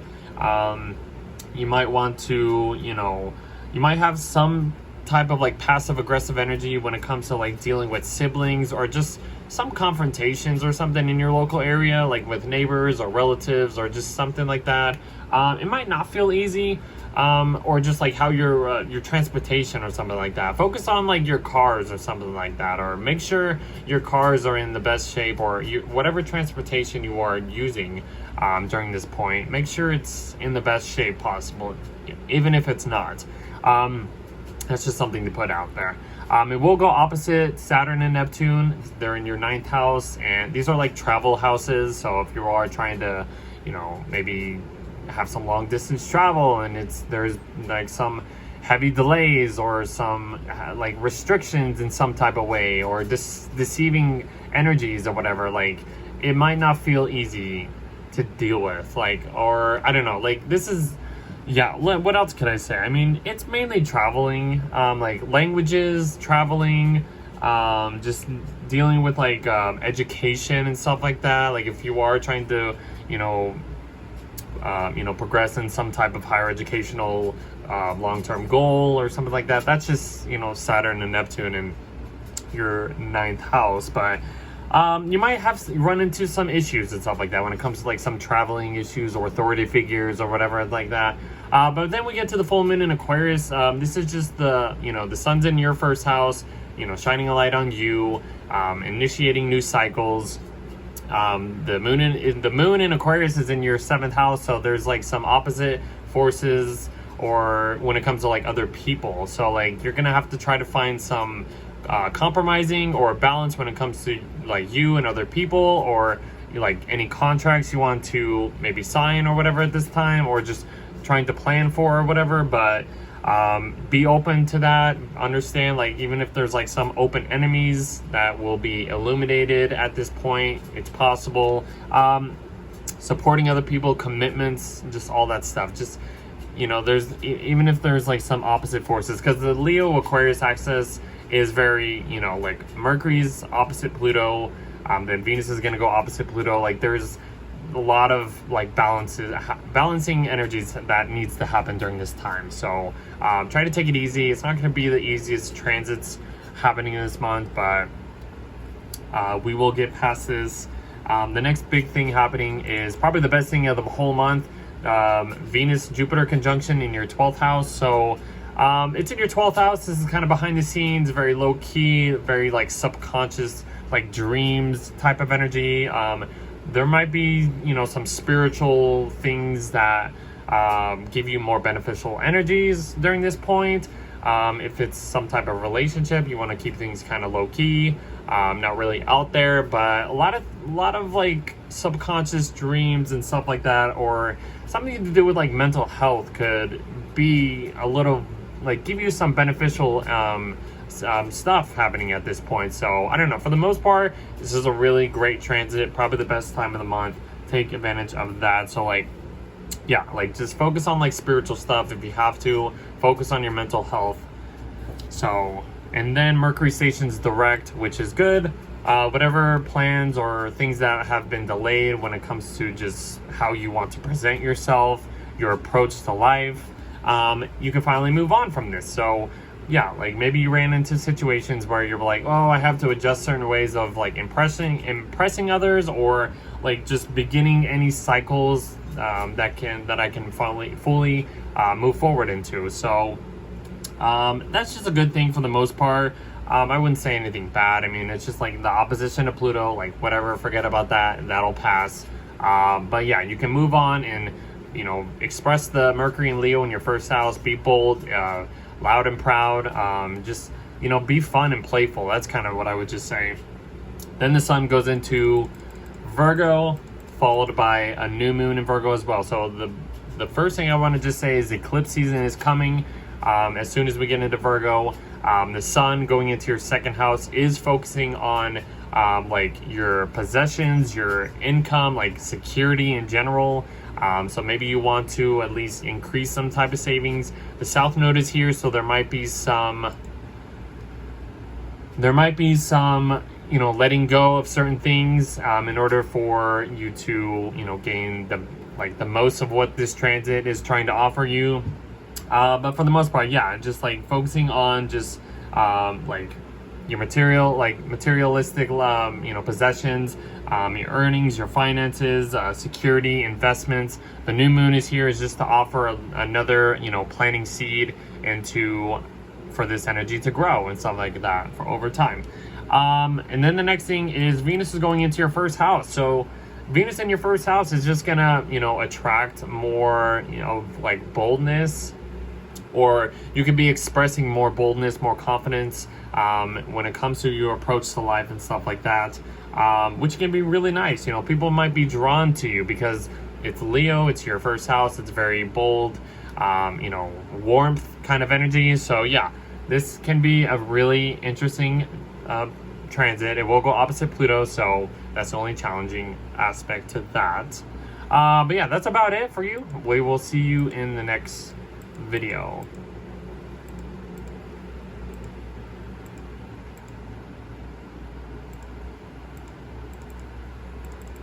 Okay, for Virgo rising, so the first thing happening is Mars is going into your second house. So Mars isn't in the best position in Libra. It's in its sign of detriment. So, but having Mars in the sign in your second house, you're gonna have, you know, want to have like some type of, you know, or put your energy into, you know, gaining more security, whatever it takes, no matter if it's kind of like a passive aggressive type of energy, you know, maybe like people pleasing in a way in order to get that security or whatever possessions you want to like achieve in a way. It will go opposite Saturn and Neptune over here in your 8th house. These are money houses. This is your money house, and then the 8th house is other people's money. And maybe there's been some like heaviness, some restrictions, some disciplineness that needs to, that has been introduced to you when it comes to like other people's monies or shared resources or intimacy or just like big investments and stuff like that. So yeah. This is the only challenging thing I would say about this month. I mean, we do have a full moon in Aquarius, which is also kind of bringing some oppositions. We'll get to that in a second, but yeah. So whatever is happening, maybe like some money houses, or maybe you have a partner who you have to be more responsible for or take care of. That might, get in the way of like what you want to actually go after and achieve and stuff like that. So just try to take it easy, find some compromising stuff. I mean, these planets are still kind of technically in your like relationship houses. So I mean, it's not going to be the most easiest things. They will end up going back into your 7th house eventually. So we're not done. We're not officially done with that yet. So just a little heads up. Full moon in Aquarius happening in your 6th house for you Virgos. This is just illuminating, it's in your health house. This is your physical health house. The sun is in your 12th house, which is like the focus on your mental health and stuff like that. So these are the health houses. So you're going to have to find maybe another balancing, another compromising energy when it comes to like these health house placements. This Leo Aquarius axis is very activated at this point. Even though, you're trying to maybe focus on staying low key at this point, ending old cycles. The moon is just illuminating like, in order, for you to maybe like, heal any mental issues or whatever, there has to be some like physical outlets that, for your physical health to like, balance that out in a way. You got to balance out the physical health with your mental health for the most part, I would say. Maybe, start a routine where you can, have more healthier situations, healthier routines in order to get the most out of this. Maybe work out or something, or just focus on your hygiene and like make sure everything's working in the best possible way, which I'm pretty sure Virgos are good at that for the most part. That's kind of what I would say about that. And then we get the Jupiter Venus conjunction happening in your 11th house, which is the best part of the month. This is really, really nice. It's in your 11th house. This can be like surrounding yourself with your friends and finding all the like beneficial things like as much as possible. Opportunities, something to do with like communities, service and stuff like that, or just giving off to just spending time with like groups of people and stuff like that. It doesn't matter who it is, friends, colleagues, your people in your community that you're working for or something like that. So that's going to bring a lot more opportunities to this area of life when you are working with a group of people, guys. So really nice. Your ruler then stations direct in your 12th house. So it's in your 12th house. It's behind the scenes, kind of, not really, out there. Maybe some type of like subconscious or dreams has been focused at this point, or whatever has been delayed, whatever has been, you had to go back over and stuff like that. This can end up being like, healing some type of mental health or issues that you've been having. Focusing on spiritual energies can help you, any plans at this point. You can finally move forward because your ruler is finally awake. So just kind of ending old cycles has been the main part of this transit for the most part. So you can finally move forward at this point. And then the sun goes into your first house, giving you, that renewed sense of energy. The cycle is being afresh. New cycles are coming in at this point. We are coming into eclipse season at this point though, guys. So that's where the changes are coming. So even though, the sun's in your first house presenting a more, new energy and stuff like that, you have a new moon here to refresh all this type of stuff. The south node is basically where the ascendant is right here at this point. It's at 19. So This might feel, or has probably felt, draining in the way of how you are. It's draining like yourself, but for the most part, it's just replenishing who you are, who you represent, and how you want to present yourself out there. So even if it has been kind of felt a little heavy or just discomfort in some way, there's changes that are coming, and you'll understand once the South Node gets out of your sign. You'll probably be a different person or have like a different perspective of who you are and your approach to life. So just hang in there, Virgos. That's kind of how we end the month. And then Venus enters your 12th house. Just kind of just behind the scenes, more stuff, or just staying low key. And, you know, maybe even if you have a relationship or something, you don't want to be out there at the like too showing off at this point. I don't know. It's kind of, you're just kind of, a lot of stuff is just ending cycles at this point. But for the most part, you might want to just attract more spiritual stuff, you know, bring more ease to any spiritual or mental issues, or just like something, a lot of subconscious dreams or something. I don't know, get into your journals or like write notes about like your dreams and stuff like that. It can feel pretty nice for the most part. That's what I would say. I mean, there's not much. That's about it though. I mean, so it's an interesting month for you guys. But we will see you in the next video.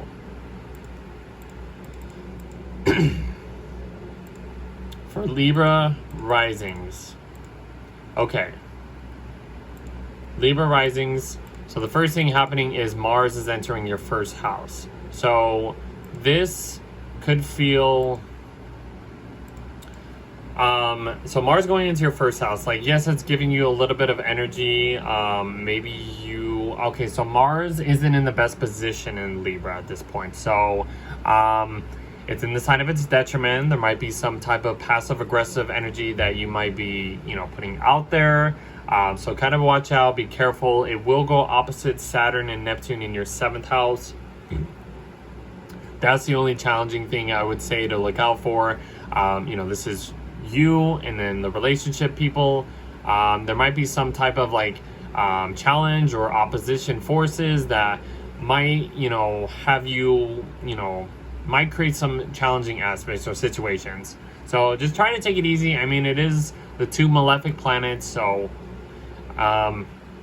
it's kind of hard to just say like, oh, this is going to be, it's not going to be, you know, easy at this point. So we are coming up to another, the full moon in Aquarius as well, bringing more opposition forces at this point. So yeah, so even if you feel like there's some like restrictions when it comes to relationships and, you know, this energy that you want to go after, but you have to kind of, you know, keep the peace, maybe be a little bit like people pleasing in a way, or that's kind of maybe how you are going to present yourself. So I don't know, like it's going to be a little challenging in a way, dealing with these 2 aspects, this opposition, but you're going to have to find some balance and compromising, even if it's like authority figures or contracts that are maybe weighing you down, or like, oh, you really have to be responsible for this, but you want to do this, but you have to be kind of nice and easy and not so aggressive. It's going to be a challenge. We also have the full moon happening in your 5th house over here, so this is just illuminating, you know, just, you know, stuff to do with like, this is the fun house in a way. The sun is in your 11th house, trying to just focus on, you know, maybe groups of people, your friends groups. Maybe try to bring more opportunities, for the most part, do more stuff with like community service in a way, or just trying to just connect with people and, you know, share, you know, common goals, or try to accomplish common goals in a way. The full moon is just opposite that, trying to illuminate like, let's see, it's kind of opposite to like the normal thing. So, but for the most part, let's just say the moon being illuminated, being full in this 5th house, there's some type of like if there's any hobbies or something to do with like children or your creativity that you have to work on in order for you to like get the most out of this. I don't know, this is kind of interesting, it's kind of odd. A lot of just like opposite forces, I would just say, for like this whole month for you guys. So but yeah, a lot of like So if there's any passions that you want to, you know, I guess accomplish when it comes to like other people and what you are passionate about, maybe try to find some balance or compromising that can bring these two energies together, I would say. I don't know, I hope that helps. The next big thing is the Venus-Jupiter conjunction happening in your 10th house, best part of the month. Take advantage of that. That's in your 10th house. So if there's any like career opportunities or achievements happening at this time, this is gonna be where you are receiving any of these like beneficial achievements, I would say. That can be really interesting, and probably, like I said, it's the best part of the month, so take advantage of that.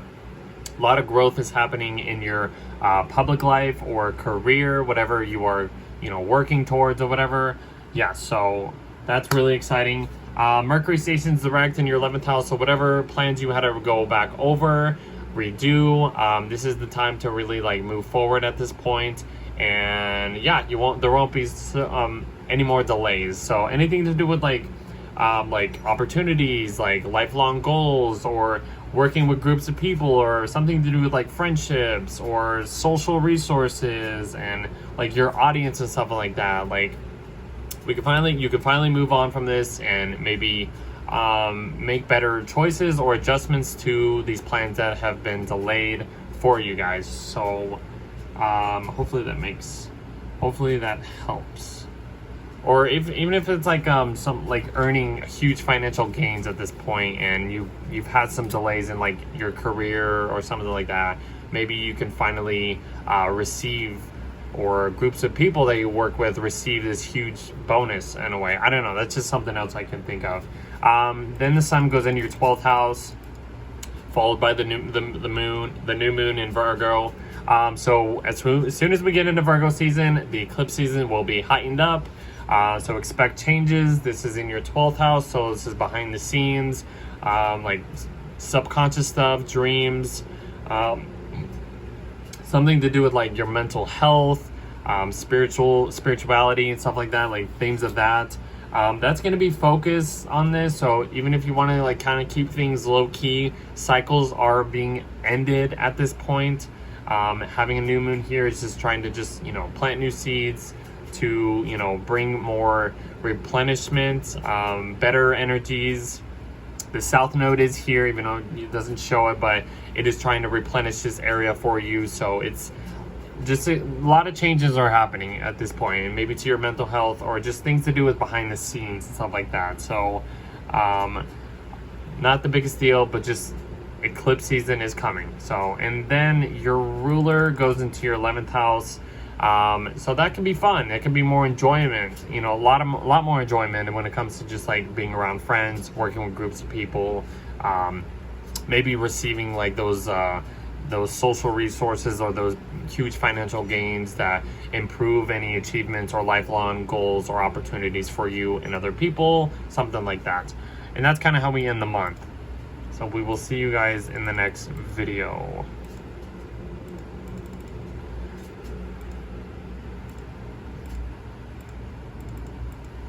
Okay, for Scorpio rising, so the first thing happening is your ruler is going into your 12th house of Libra. So so Mars isn't in the best position in the sign of Libra, so your ruler isn't working at its best. There might be some, lower energy, I would say, in a way. Whenever your ruler is in a position that it's not working at its best, it doesn't kind of help out, operate like your normal energies in a way. But once Mars gets into your sign, Scorpio, in next month, you're gonna feel a lot more better. So even if this time kind of feels a little challenging, because it kind of will, this month isn't the best, but your ruler Mars comes into an opposition to Saturn and Neptune. And Mars being in your 12th house, first of all, there's gonna be some type of like subconscious impulses that might come out, passive aggressive energy for the most part. So kind of be careful. Your energy might feel a little weakened somewhat. It will be lowered, like I said, but like just take it easy. Don't be so hard on yourself. Having Mars opposite Saturn and Neptune in your 6th house, like maybe there's like all these responsibilities that might are weighing you down, or you're being introduced to all these like new like restrictions, you know, responsibilities or things that you have to take care of in your work house, basically. There's going to be some tension there. In the 6th and 12th house are health houses. So even if Saturn is trying to like tell you like, hey, you need to discipline yourself when it comes to your physical health, or, you know, creating your long-term routine that can benefit your, you know, any work related situations. That's just that for general. And Neptune there might be some deception there as well too, so watch out. But yeah, for the most part, yeah, Mars isn't going to be at its best. Just try to take it easy. I wouldn't be, like I said, don't be so hard on yourself. This energy will pass. Just do what you can for the most part. So the next thing is this full moon happening in Aquarius in your 4th house. So the sun's in your 10th house, trying to focus on your public life, you know, trying to achieve, you know, any career goals, or focusing on like certain skills in your public life or your career.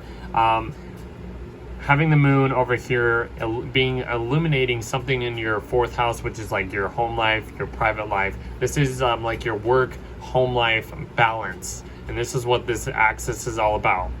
So even if there's something to do with like your work or your public life that you want to, you know, focus on, maybe there's certain adjustments that needs to be, you know, looked at, that you're not aware of in your home life or something, to maybe get the most out of this or balance all of this energy out. Something I could say about that. So and then we get the Venus-Jupiter conjunction happening in your 9th house. And this, like I've been saying, is the best part of the whole month. Take advantage of this. You have the two benefics coming together. Jupiter is already exalted in its best position. Venus, it likes to just be more emotionally connected, and just wants to feel just safe in the sign of Cancer. And this is in your 9th house, so maybe, you know, having Jupiter here has been trying to expand this higher consciousness, higher educational, or just expanding philosophies, truths, just any travel plans or whatever. Maybe this will be a great time to travel and go out there.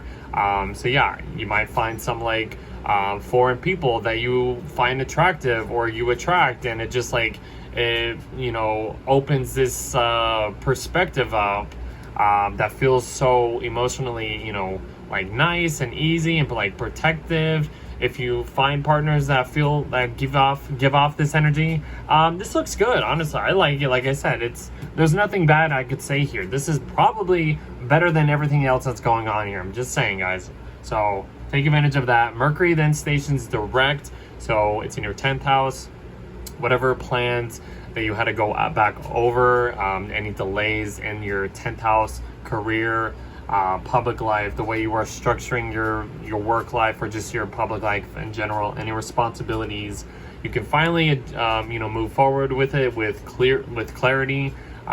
You'll know what to do, because I mean you've been kind of going back and forth over these plans when it comes to like how you want to operate in your career life or just your public life in general, or learning new skills in your career. I don't know, that could be an example too. So, and then after that, the sun goes into your 11th house of Virgo, followed by a new moon.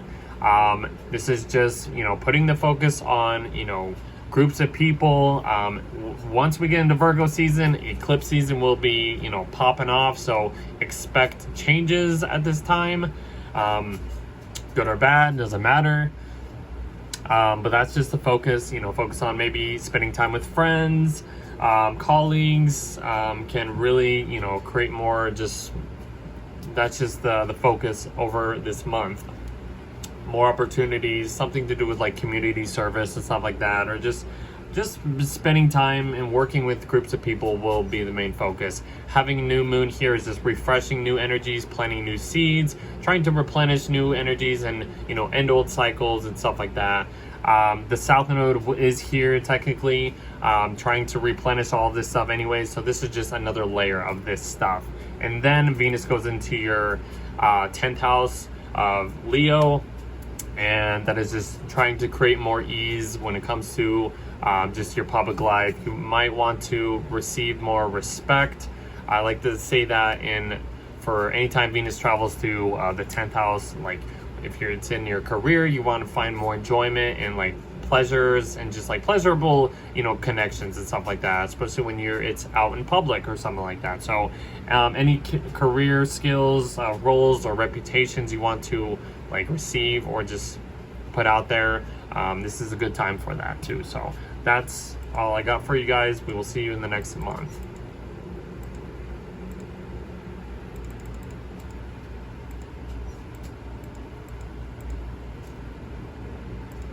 Okay, for Sagittarius risings, I'm with you. I'm a Sag rising, so let's get into it.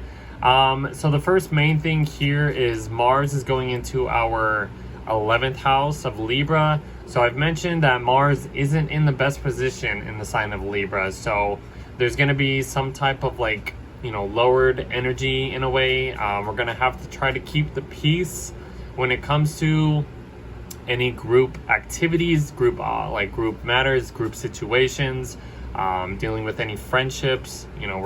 Even if there's like some like type of passive aggressive energy, with groups of people, we're gonna at least we have to try to keep the peace as best as possible, as much as possible, as you can say. It will go opposite Saturn and Neptune over here in our 5th house. So even if things have felt a little bit more, heavy or, responsible, like we got to be more responsible, or, it's in our 5th house. So it's kind of like putting the damper on anything that's fun. And it's like, oh, you need to, if you want to work towards any like hobbies or long-term hobbies, we're going to have to be more disciplined and, when it comes to all this stuff. So, but this has been introducing this new energy for us. So I mean, we're gonna come back here eventually, but yeah, this Mars opposite Saturn transit is not gonna feel easy, guys. I've been saying that for every sign. We're gonna have to try to find some balance, even if it's like, let's just say like having Saturn here, like in Neptune, like we want to be more responsible, or we have to be more responsible, or be more disciplined when it comes to our what we want to accomplish in our hobbies. It's trying to give us like a more responsible self-expression. Like I said, it might feel kind of like heavy, and it's like we want to have fun, but there's like restrictions and stuff like that. But having Mars over here in our 11th house, like I said, we're gonna have to try to keep the peace as much as possible. It might not feel easy, but we will get past this. That's just the main point of it, though. But yeah, that's just kind of what we're heading into. We have a full moon in Aquarius in our 3rd house. This is just illuminating certain ways, maybe in our communication style, that we need to be aware of. So maybe watch out with certain things that we say, or I don't know, maybe certain things about like siblings or relatives. It is just showing us like, hey, we might want to expand our horizons, learn learn more philosophy stuff or philosophical topics, or we might want to travel and stuff like that. But then it's just like the moon's like, but we have to understand like there's we got to get our ducks in a row, in a way, I would say, in order for us to get the most out of this transit too, because this is like these two oppositions here are not going to feel easy at this point.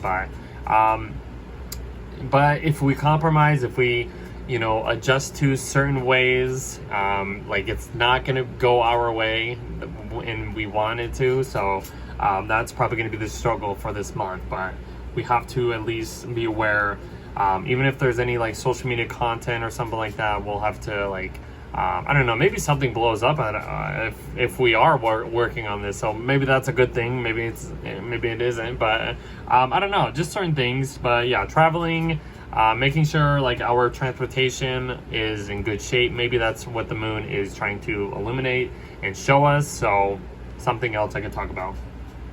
And then we get to probably the best part of the month, and this is going to be the Venus-Jupiter conjunction that I've been talking about. It's in our 8th house, so I would say, like, there could possibly be some, like, maybe big money that we receive or inherent at this time. It could be money, resources, anything, any possessions or whatever, or big purchases. Like, there's going to be something good here, or something's been being beneficial when it comes to, like, you know, 8th house themes. This can be even intimacy with other people. If you have a partner and you want to just, you know, get down to the deep core emotional roots, like, this can be a good time to just, like, open up and just be more vulnerable, I would say.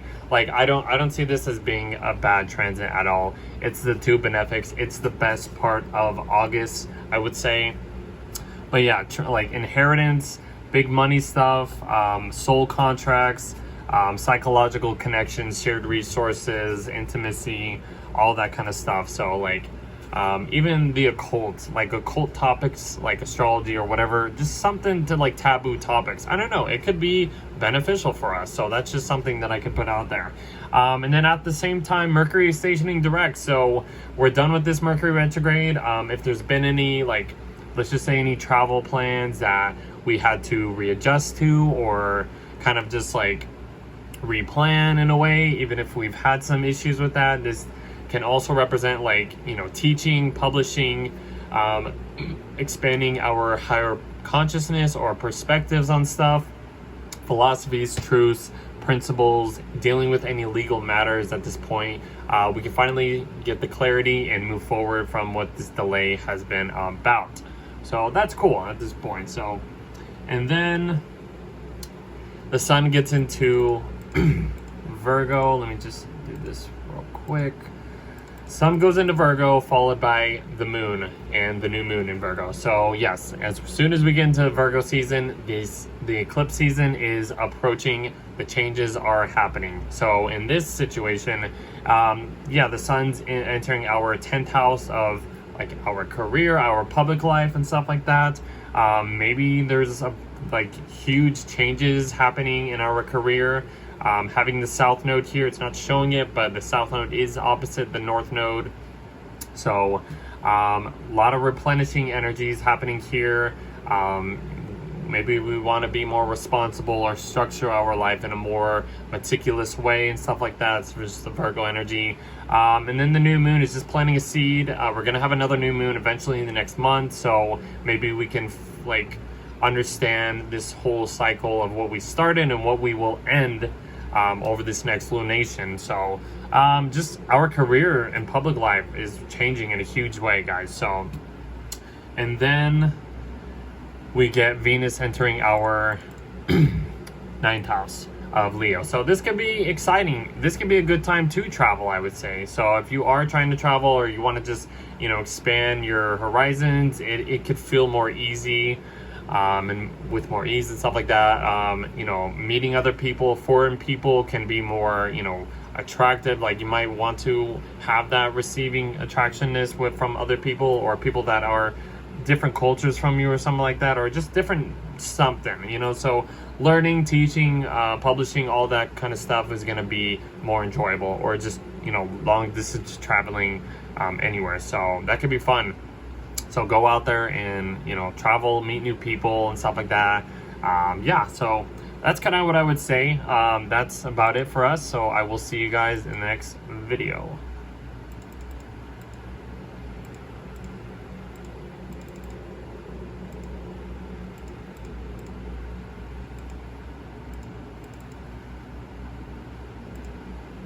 All right, for Capricorns. Okay, Capricorn rising. So we start the month. The first thing happening is Mars is going into your 10th house of Libra. And I've mentioned that Mars isn't in the best position in the sign of Libra. And it also runs into an opposition to Saturn as well too. So that's going to be the only challenging thing. We will have another opposition happening this full moon in Aquarius. We will get to that in a sec, but so, I mean, for the most part, Mars going into your 10th house, you might want to have more energy to, you know, try to accomplish more in your career, or just try to just, accomplish any skill in your public life and stuff like that. Mars being in Libra, there's like this passive aggressive energy. It's not so combative. It's trying to keep the peace as much as possible. It will be squaring your Capricorn house over here, so there might be some, maybe some uncomfortable challenges or confrontations like in your career, or maybe people putting some confrontations onto you, like possibly, I'm not sure, just an example. But yeah, Mars going opposite Saturn and Neptune over here. Saturn and Neptune is in your 4th house, so maybe there's this energy has been introducing new responsibilities, new ways of being disciplined when it comes to your home life, what you want to build. Like a Saturn in the 4th house, I would say, is trying to build a solid foundation for you. So if you are planning on either building a new house or moving somewhere where it's more stable, that's kind of been the whole introduction of this transit. So but yeah, there's going to be some tensions here with like maybe home, like you're going to feel maybe more responsible for something in your home life, but then there's something in your career that you have to take care of, and it might feel uncomfortable. Like that's kind of what I would get here. I don't know, maybe it'll play out in a different way. But we get to the full moon in Aquarius. The full moon is in your 2nd house of Aquarius, so it's illuminating something to do with like your finances, some personal resources, like something that maybe you weren't aware of when it comes to like your own stuff, like security in general. Because I mean the sun is in your 8th house. Excuse me.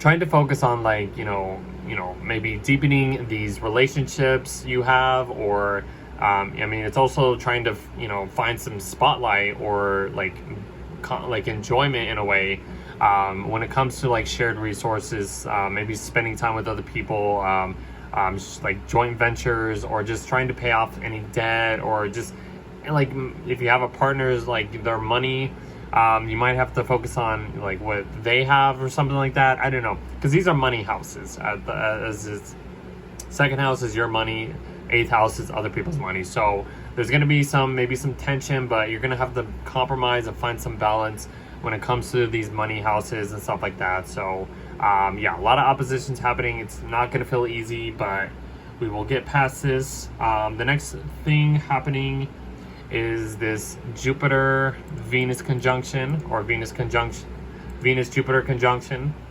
This is happening in your 7th house, and I've mentioned this is going to be the best part of August, so take advantage of this.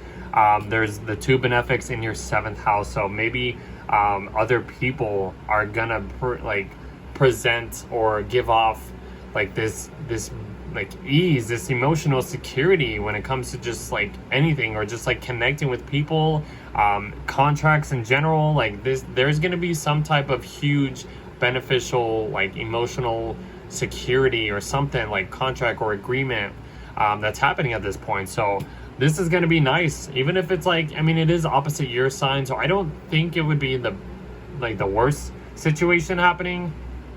Like maybe these relationships like can offer this like stability, or like emotional security, or just connections in general. It's like, or whatever, like it's a lot of growth here at this point from that other people are basically that you're dealing with in a way. So it's really nice, actually. I don't see anything bad about that.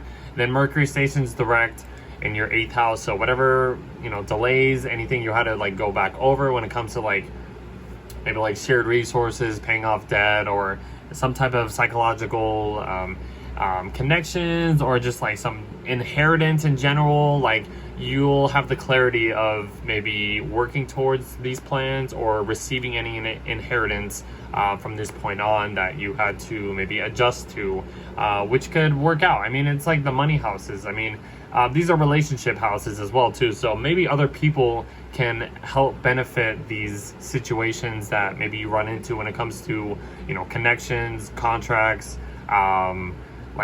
shared resources, paying off any debt or something like that. So that's kind of what's happening there. And then the sun goes into your 9th house, followed by the moon. So as soon as we get to Virgo season, this is going to be where the eclipse season will be heightened. More changes are going to be approaching, for better or worse. The sun in your ninth house is just focusing on expanding these horizons, expanding some higher consciousness, expanding like just like any, you know, philosophies, teaching, publishing stuff. If you're dealing with any legal matters, it is focusing on that. The south node is here. It doesn't show up, but it's like kind of replenishing this area for you. And it, like, this storyline is going to continue too, but we're going to have another new moon in Virgo in next month. So whatever's starting here might take the whole like lunation month to understand like this full energy. But like eclipse season is coming, so expect changes when it comes to even like long distance traveling too, just to put that out there. And then the last thing is Venus going into your 8th house to bring more ease and of these connections that you have with relationships and stuff like that. So or you might be receiving more, like I said, like the inheritance. You might be receiving more stuff from other people, or you know, any debts or whatever you're working with other people's money could be more beneficial or something like that. So like that's what I would get from that. Connecting with other people is on a deeper level, just intimacy and like all that stuff is going to feel more easy at this point, especially when she gets to there. That's about it. So we will see you in the next video.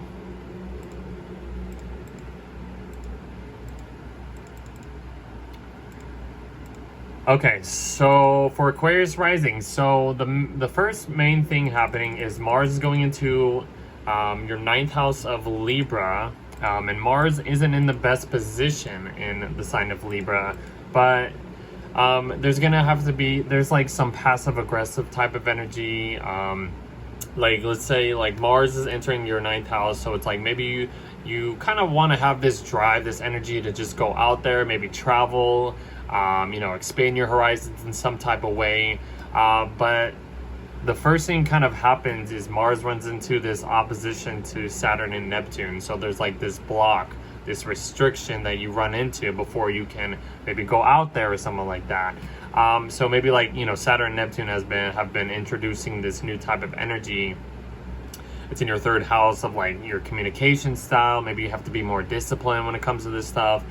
Maybe more disciplined when it comes to just like maybe working on any social content, or just like dealing with siblings or relatives and stuff like that, or even just like short-term traveling. Like maybe you need to adjust to certain ways of some transportation or something like that.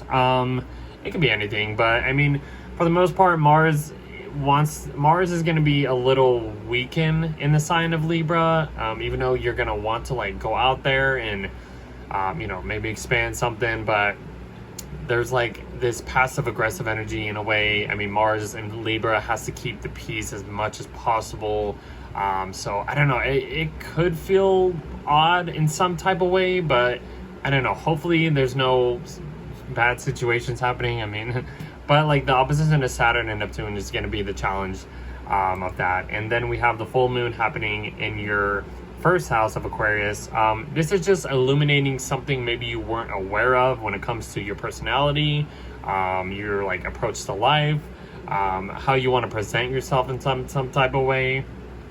The sun is in your 7th house of other people, so maybe like you have to create some like some type of balance between you and other people, or you know, there's something that's being projected onto you that you, like I said, you weren't aware of, and you're like, okay, well, I'm gonna have to adjust this certain impression or thing about me or whatever that, you know, that can help balance out this relationship, or you versus other people, or you with other people, or contracts that you have to maybe deal with. I don't know, something like that. So this Leo Aquarius axis is really like prominent at this point.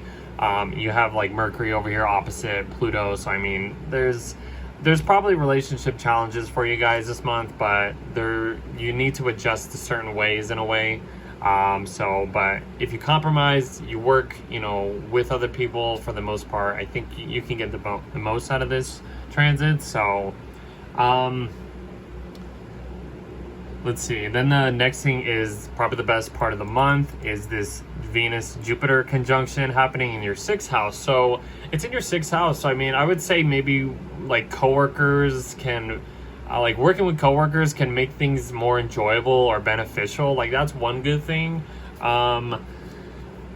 Let's see, your like physical health, there might be some beneficial things happening for your physical health. Like maybe you start eating healthier and you end up, you know, operating in a better like way, or you start creating more healthier routines for you when it comes to your work and, you know, like your work environment, the work you have to do. There's some ease here. I mean, even if you're trying to grow in some type of work environment or something or whatever, there's going to be a lot of beneficial things when it comes to this area of life for you guys. So take advantage of that.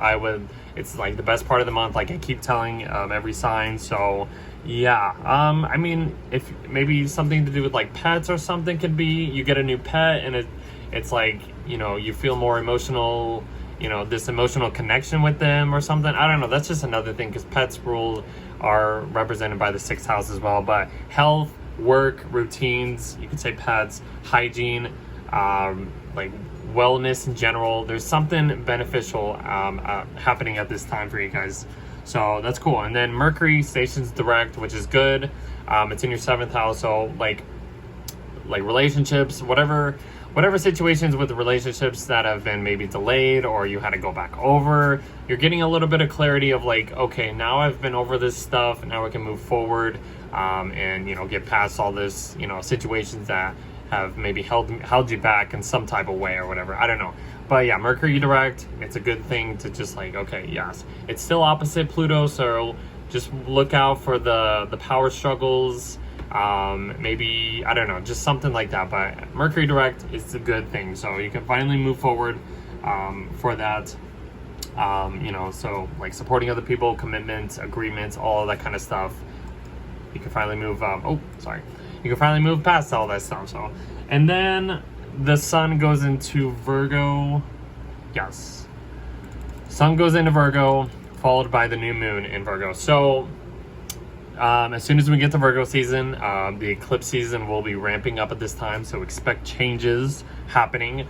This is in your 8th house, so this is a deepening part of like relationship, you know, area of life situations. So whatever's maybe been focusing on like relationships or contracts, you are just getting a little bit of deeper into these, you know, contracts as well. Getting more intimate with these people or with a partner as well. Maybe some type of like paying off any debts at this time will, you know, be good, or inheritance in some type of way, no matter what it is, whatever. The new moon is just refreshing this type of energy, planting the seed. You'll have another new moon in Virgo in next month to basically finish off this, you know, this lunation, this cycle, or whatever it is. The south node is here. It doesn't show, but it is opposite the north node, which is at, you know, right here. So, and this is just replenishing all of this, you know, area and like of like shared resources, shared income, psychological connections with other people and stuff like that, inheritance. So a lot of changes are coming. That's what I'm going to end with. And then Venus goes into your 7th house of Leo, which is just going to create more ease when it comes to relationships, which is probably needed at this point. So, I mean, even if there's been some challenges, which there probably has, Venus coming in here will create like a little bit more enjoyment when it comes to just being around people, connecting with people, contracts in general, all that stuff. So that's kind of it. That's what I got for you guys. We'll see you in the next video.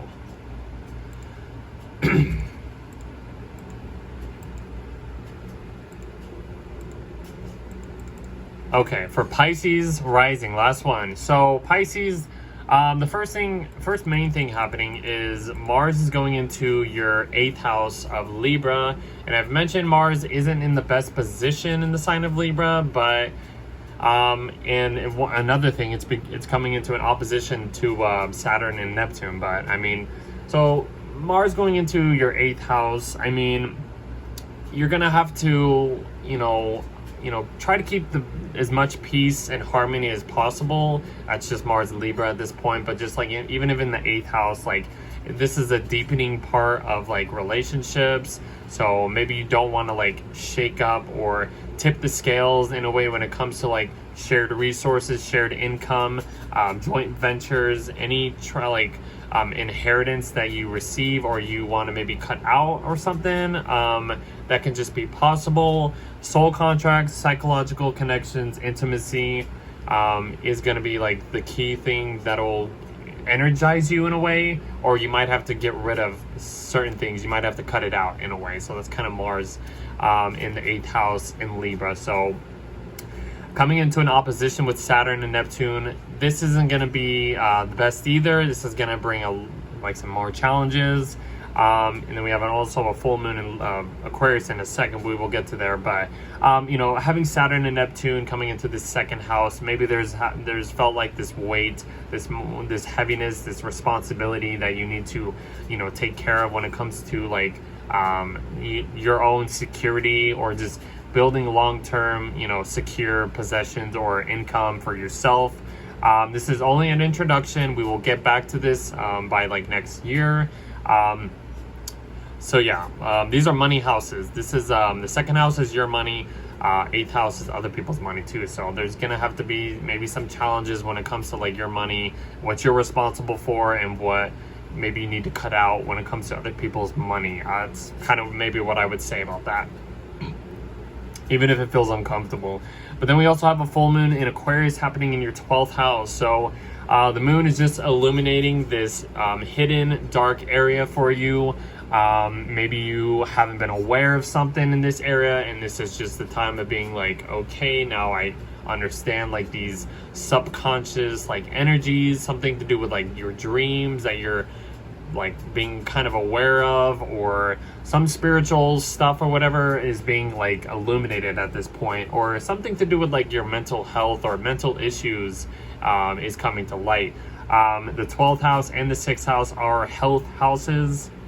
The sun is in your 6th house, maybe focusing on your physical health, your work life, the work that you need to do in order to present a more systematic, just a healthier routine in a way. And then the moon comes in here. It's like, how do we balance out this physical mental health status or situation houses or whatever?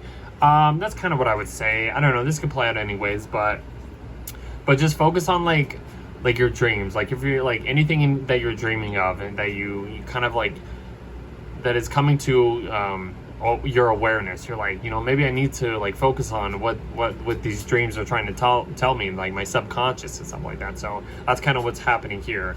Just take it easy on yourself. Don't be so hard, even if it's kind of challenging in a way.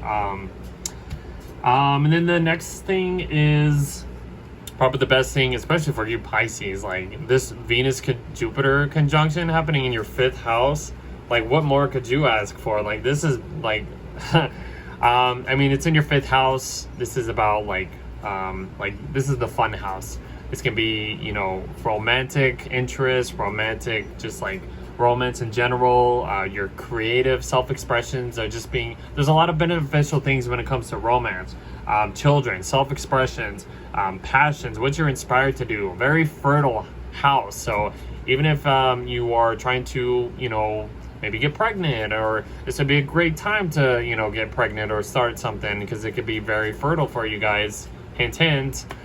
Just to put that out there, which could be good. A lot of pleasurable like situations. It's literally as clear as you can get it. So take advantage of that. This is the best part of the month, honestly. The 2 benefics in your 5th house, that's gold right there for you Pisces. I'm just saying. And then Mercury stations direct in your 6th house. So whatever delays or replanning when it comes to like adjusting to new work routines or health routines, or just taking care of like your health, or taking care of a pet, or just trying to be more organized in your work situation, you have the green light at this point. You get the clarity at this point. You understand like, okay, now that we've been over this thing, I can finally move forward and have a better situations or like better systematic ways of operating in your work or if you want to work out and it just kind of, it works out for you, and all that stuff or whatever. So that's what I would say there. Then the sun goes into Virgo. Hold on, let me just adjust this.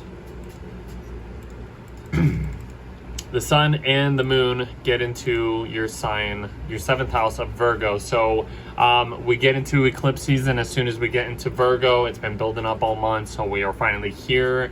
So, I mean, it is focusing on other people, your relationships, contracts, supporting other people, commitments, all that stuff.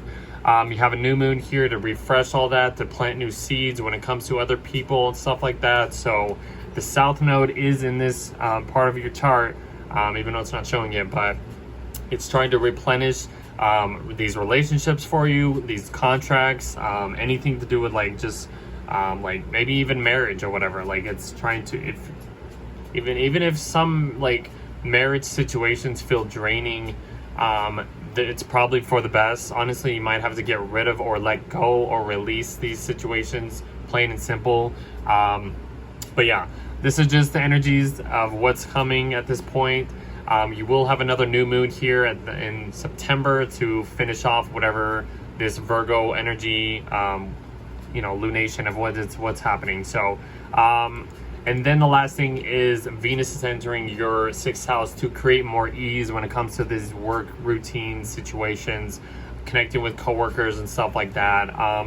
That could be enjoyable in a way. I mean, yeah, even if you're like finding like, healthier routines, or, you want to have more healthier routines, Venus is going to bring more beneficial things to this area for your physical health, or just anything to do with like, with working with other people, or just your work routines in general. I don't know, something like that. But yeah, that's basically it for the month for you guys. And yeah, we'll see you in the next month. So that is it. That's August, guys. I hope you guys enjoyed that. I know that was kind of a lot to talk about, and there might have been some challenging things that will happen in August, but yeah, it's just something we gotta get past through. There's always challenging things. I mean, 2025 is not over.